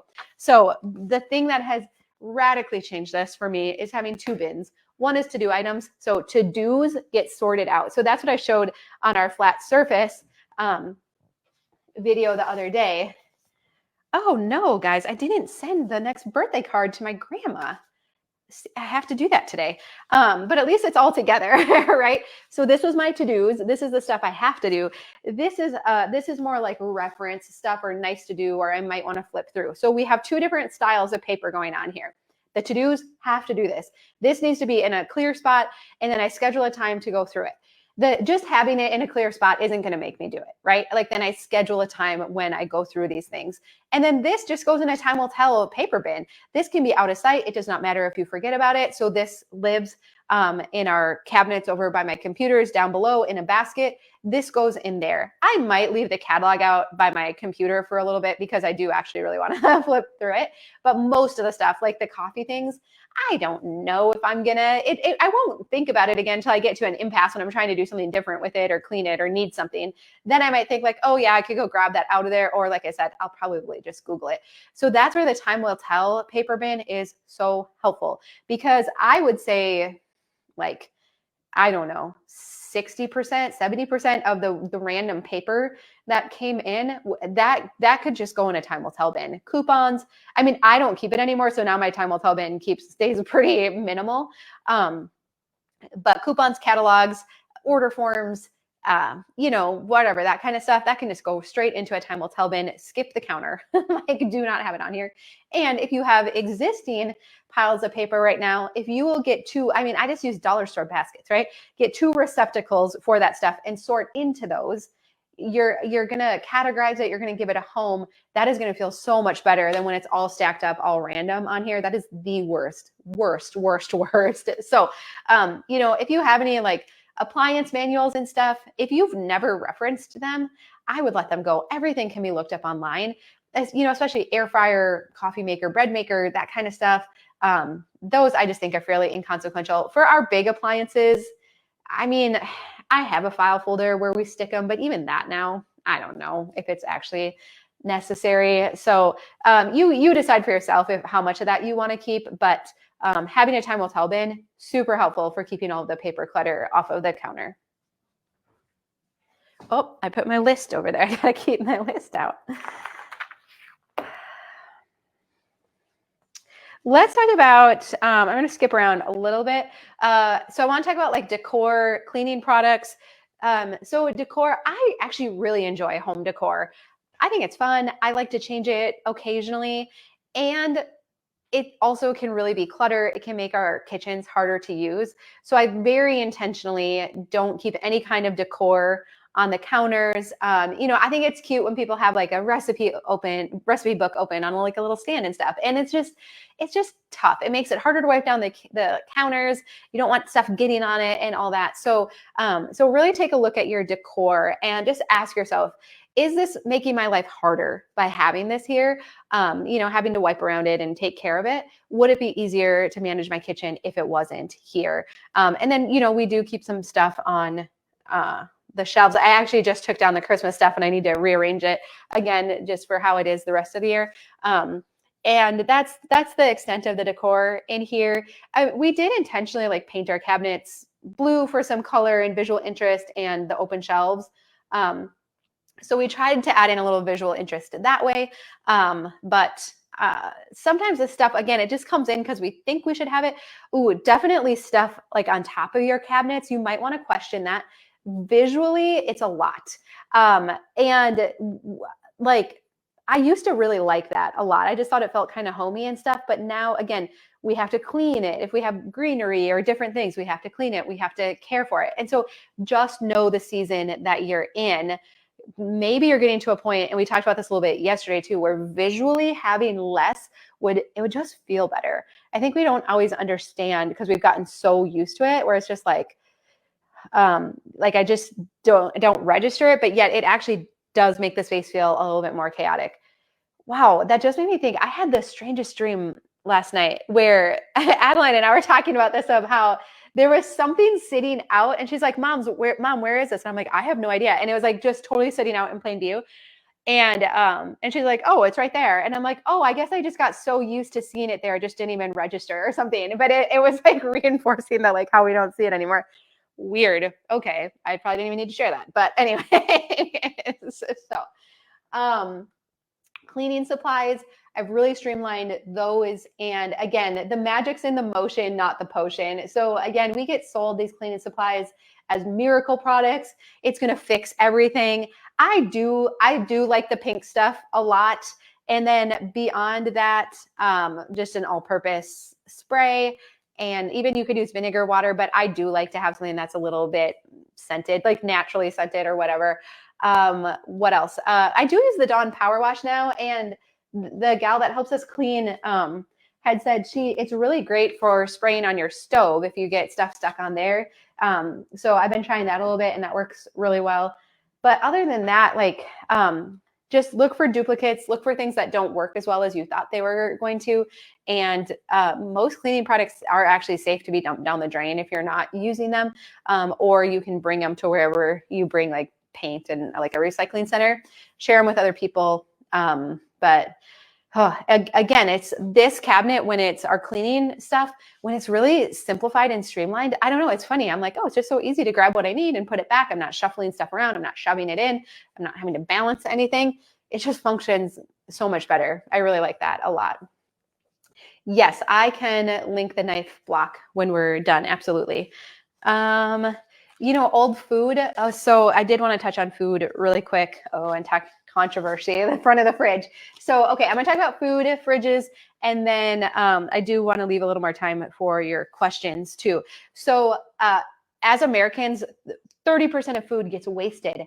That's horrible, right? But yet, I know we kind of know how it happens, right? So I have had to reduce the amount of food inventory that we have, and that is the only way we don't waste it. I know, like, I grocery shop every week, and I know some people don't like that. If you've got it down in your house where you don't have to, and you can do bulk and it works and all of that, keep doing what you're doing. But if you find that you're wasting food, you're feeling really guilty about it, like, I shop every week. I have a pretty standard order. I don't get as much as I used to. And then the fruit situation, right?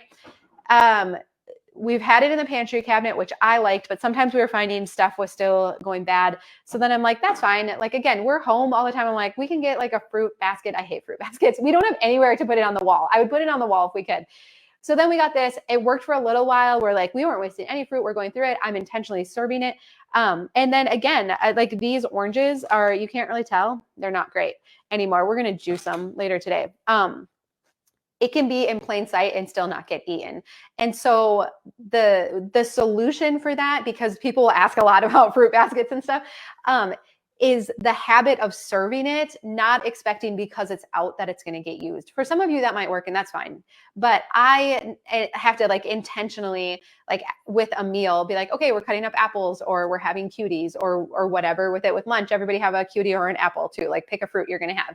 So it's the habit of serving the fruit is what actually makes it get eaten, not having it out in plain sight. So again, you figure out what works best for your family. This is going away. It's just going back in the pantry cabinet because this didn't work. Having it out it does not make it get eaten any more than when it was in here. It's the habit of actually serving it or telling the kids they need to eat it. So just so you know, because that question comes up a lot. I also think clearing off the front of the fridge, again, just visually, it just feels so much better. And I know you have super cute kids and grandkids and they make super cute artwork. So you absolutely, it's your fridge. You do whatever you want with it. I saw a comment on one of my videos where I recommend this and the gal's like, I am not taking down the pictures of my grandson and his artwork. And I'm like, that's fine. Like you really don't have to. But you might want to test it out. If you've just always had that stuff on there, then for a day or two, it'll feel really sparse and weird. But it doesn't mean you love your kids or your grandkids any less just because the front isn't littered with their artwork and pictures. So you might just want to try it. We have a couple things on the side of the fridge. We have a calendar and like emergency phone numbers, but beyond that, we don't actually keep anything over there either. And I just like how it feels. And I think we become blind to it over time anyways. Like, yeah, you can have pictures on there, but and if you're like fully, I stop and appreciate it and I look at it and all that, great. If it's just clutter now, permission to let it go. You can see the top of the fridge now. That's Tom's domain. We do have the tray up there. I still really like that. But stuff gets set outside of it. So we still have to have the habit of going through it every so often. So we can put organization in place. Just because it might get cluttered up or stuff around, it doesn't mean your organization isn't working. It just means, again, we need that to pair that habit with it to go through it every so often. Okay.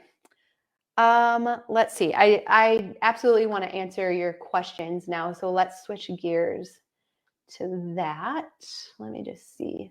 Yeah, and especially, yeah, Cindy, if you have limited strength in your hands, this is horrible. Like my mom wouldn't be able to use this. So yeah, 2 nice chef knives and I will never go back. Yeah, and then learning how to, Adeline and I have actually talked about like, it'd be fun to take like a class on learning how to like use knives and chop things properly. I mean, that would be the gift that would give for years, right? Yeah, what are the best knives and how many do we really need? I don't know what the best knives are. I have had this cheap set from Amazon forever, like 10 years, and they still work awesome. But I'm sure if I got like a really nice one, I'd be like, oh, well, that's better. So if I have missed your question, feel free to post again. If you put a question mark in front of it, it is easier for me to grab. Oh, there's so many comments today. Okay. Where did you get the new oil sprayer? That was from Marshall's. It's, I don't know, CWC. The only thing I am noticing now, though, is that in here is plastic parts, and I wonder if that's going to break down over time.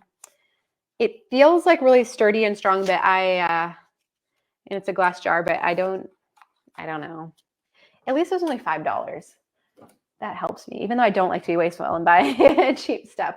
I was gifted knives for Christmas. How do we know which ones to declutter? So again, the chef knife, you usually need paring knives.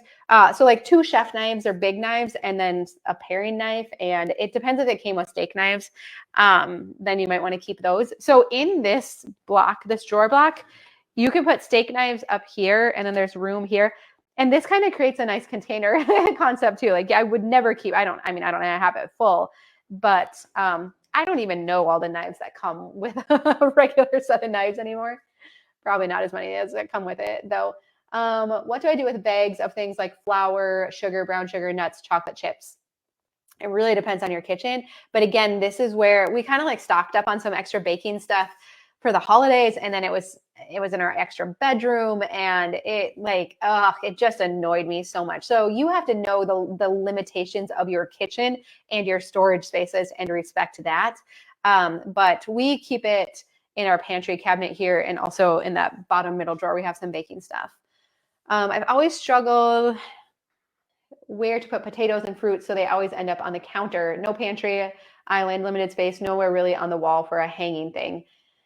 So again, this is where Dana would say, like, is there other stuff you need to move out? So we just put in these pull-out baskets. Now I don't think you'll be able to see it in here that we have like our potatoes and sweet potatoes in, and that works really well.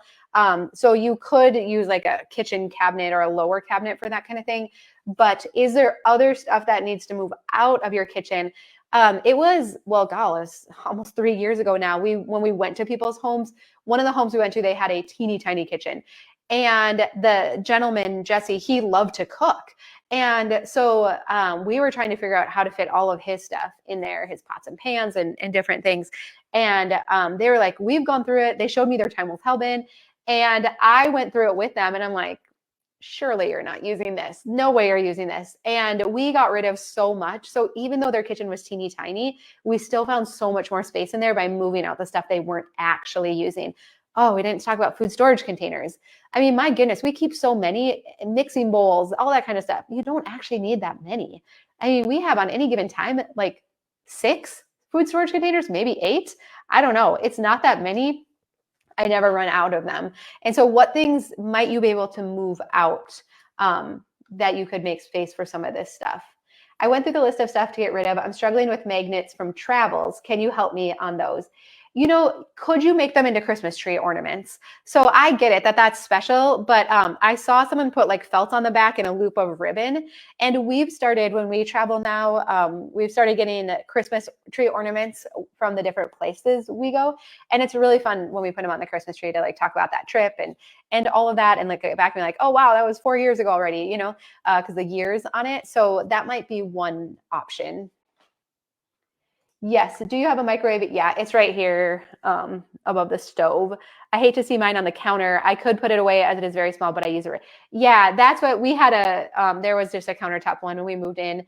So Tom was able to do this when we remodeled, but obviously that's not possible for everyone.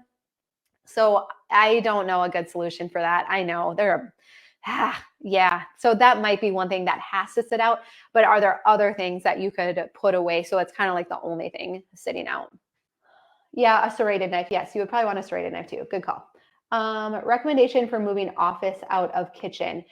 Right. So where's your new location for it? So for us, like we have that counter now with computers. It still has to be fairly convenient, I think. You know, because when mail's coming in and different things, I mean, our kitchen is still kind of our command center. So is there somewhere adjacent, even if it's like just a cabinet in another room or something where you can kind of set up all of your baskets or different things? But it really depends on your space for that. Feel free to post in the group though with like pictures or the space you have, and then let us brainstorm ideas with you of how to set it up. How do you not let regret sideline progress? I let go of a humidifier and immersion blender that I regret. It makes me second guess letting go of small appliances in the $40 plus range. So here's what I would ask you is, are you expected to be perfect at this? We are on this journey to create a house that is easy to manage, that we can stay on top of. And so there is the possibility that we're going to make a mistake. And the kids and I talk about this often, like everything in life is trade-offs, right?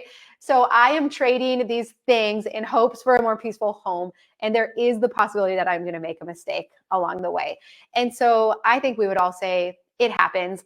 The other thing though that I've learned is we sometimes build up these things we've gotten rid of that they were super great. So I had an immersion blender and I got rid of it because I was never using it, but also I had forgotten it was not very powerful. I thought I had gotten rid of it. It was in a bin in the basement. So I was making tomato soup last year. I'm like, oh, I need an immersion blender. I remember I had found it again. I went and I got it and I used it and I'm like, oh, right. It's not powerful enough for what, I don't know if it was a cheap one or what. And so I ended up putting the soup in my blender anyways. And so then I was like, right, that was why the real reason I was getting rid of it is because it doesn't even work that well. So sometimes we build up these things and think like, oh, but it was such a great thing. And it actually wasn't. One of the reasons we were getting rid of it was because it didn't actually work that well anyways. But I understand like that we all worry about this and there is regret. So that's where like if you can move these things out of the kitchen for a little bit, if you can have a temporary spot to hold them and just collect some more data like, yep, I wasn't using it. That can help if we can sell it on Marketplace. So we at least get a few dollars for it. So then if by chance we're like, oh, I think I would like that again, then we can replace it. I think that's helpful. But ultimately, like, there is some risk involved, but the payoff I think is just so good that we have to just keep going forward because it's going to be worth it in the end. I also think we feel that regret more in the messy middle. And I think when we get further to the other side of simplifying, that we have so much more grace for ourselves because we're like, this is so good living in a house like this that even if there were some things I accidentally got rid of, it's okay. Like it's absolutely okay. Where is your leftover food storage cabinet? How do you organize it? So we have this pantry cabinet here, which is where most of our like grocery items are. And again, I just keep really low inventory. Leftover food storage cabinet. I'm trying to fully understand your question, Julie. And so, but again, this cabinet, pantry cabinet, is kind of deep, and so it's very easy to lose stuff in the back. So I have to, again, that's where I have to keep low inventory. Otherwise, I forget about things, they expire, they go bad, and it doesn't get used, and then I feel really, really guilty. Will we do the whole list together? It really helped so far. I don't know. That's a good, it would be fun. But definitely, if this is something you all would like to keep talking about, then yes, kitchens are, for those in Take Your House Back group, kitchens are one of the areas for our next all day declutter. For those in the mentorship group, we will be talking about kitchens a lot more during this month because that's one of the main deep dive areas. So I guess either way, no matter what group you're in, we will keep talking about kitchens, and I can ask Cass and Dana too if we can keep going through this list on the all day declutter. They're pretty cooperative people, so I don't think it'll be a problem. Yeah, glass baking dishes or metal. I like glass. I think it cooks more evenly and better. And it's really easy. If you want to upgrade, just go to Goodwill, and my goodness, you would have your choice of dishes. But I don't know what you all think. That's just my preference. Not a question, but Tom has missed. He just drove in. Yeah, he's just been trying to keep his head down and he would spend multiple days on a YouTube video, and it was just like, it was too much. Like he was just not getting work done then. So it was a tough decision for him to make. Like, okay, he's just going to put his head down and work. But I think coming up here in the next month or so, you'll start to see him again. How do we maintain the space once it's tidy? It feels never ending, and I don't know how to stop the piles. Dining table is the biggest culprit. So if your space is still feeling hard, your house should not feel hard, and it probably means that you still need to go a little bit further with decluttering and letting go of stuff. And once you've done that, then the other piece of the other part of the puzzle is finding homes for everything. So Dana and I did a podcast that I posted yesterday, and we were talking about that, how you have to find a home for everything. And so, so that's definitely another piece of the puzzle. So I see it as three parts. Like it's reduce inventory, put in simple organization and have a place for everything, and then maintain. And when we're maintaining, if it still feels hard, that usually means we need to go back to the beginning and declutter and reduce the inventory some more. And then if we've done that, then we address the organization. Is this the best organization? Is it working? And then we work on maintaining again. Thank you. Okay, well, it has been so good to get to spend this time with you. I hope you feel like your house is coming back together. I hope you feel like your brain is a little more calm. I'm telling you, whenever you're feeling frazzled, set the timer for 5 minutes, work on tidying up. It really is kind of magical. And if you need some more long format videos to declutter to, I will put that playlist here. And we also have like over 800 other videos to declutter any area you could think to declutter. So those are there for you as well. If you wouldn't mind subscribing, I always appreciate it. But I love you. I hope you have a really good day, and I'll see you again soon.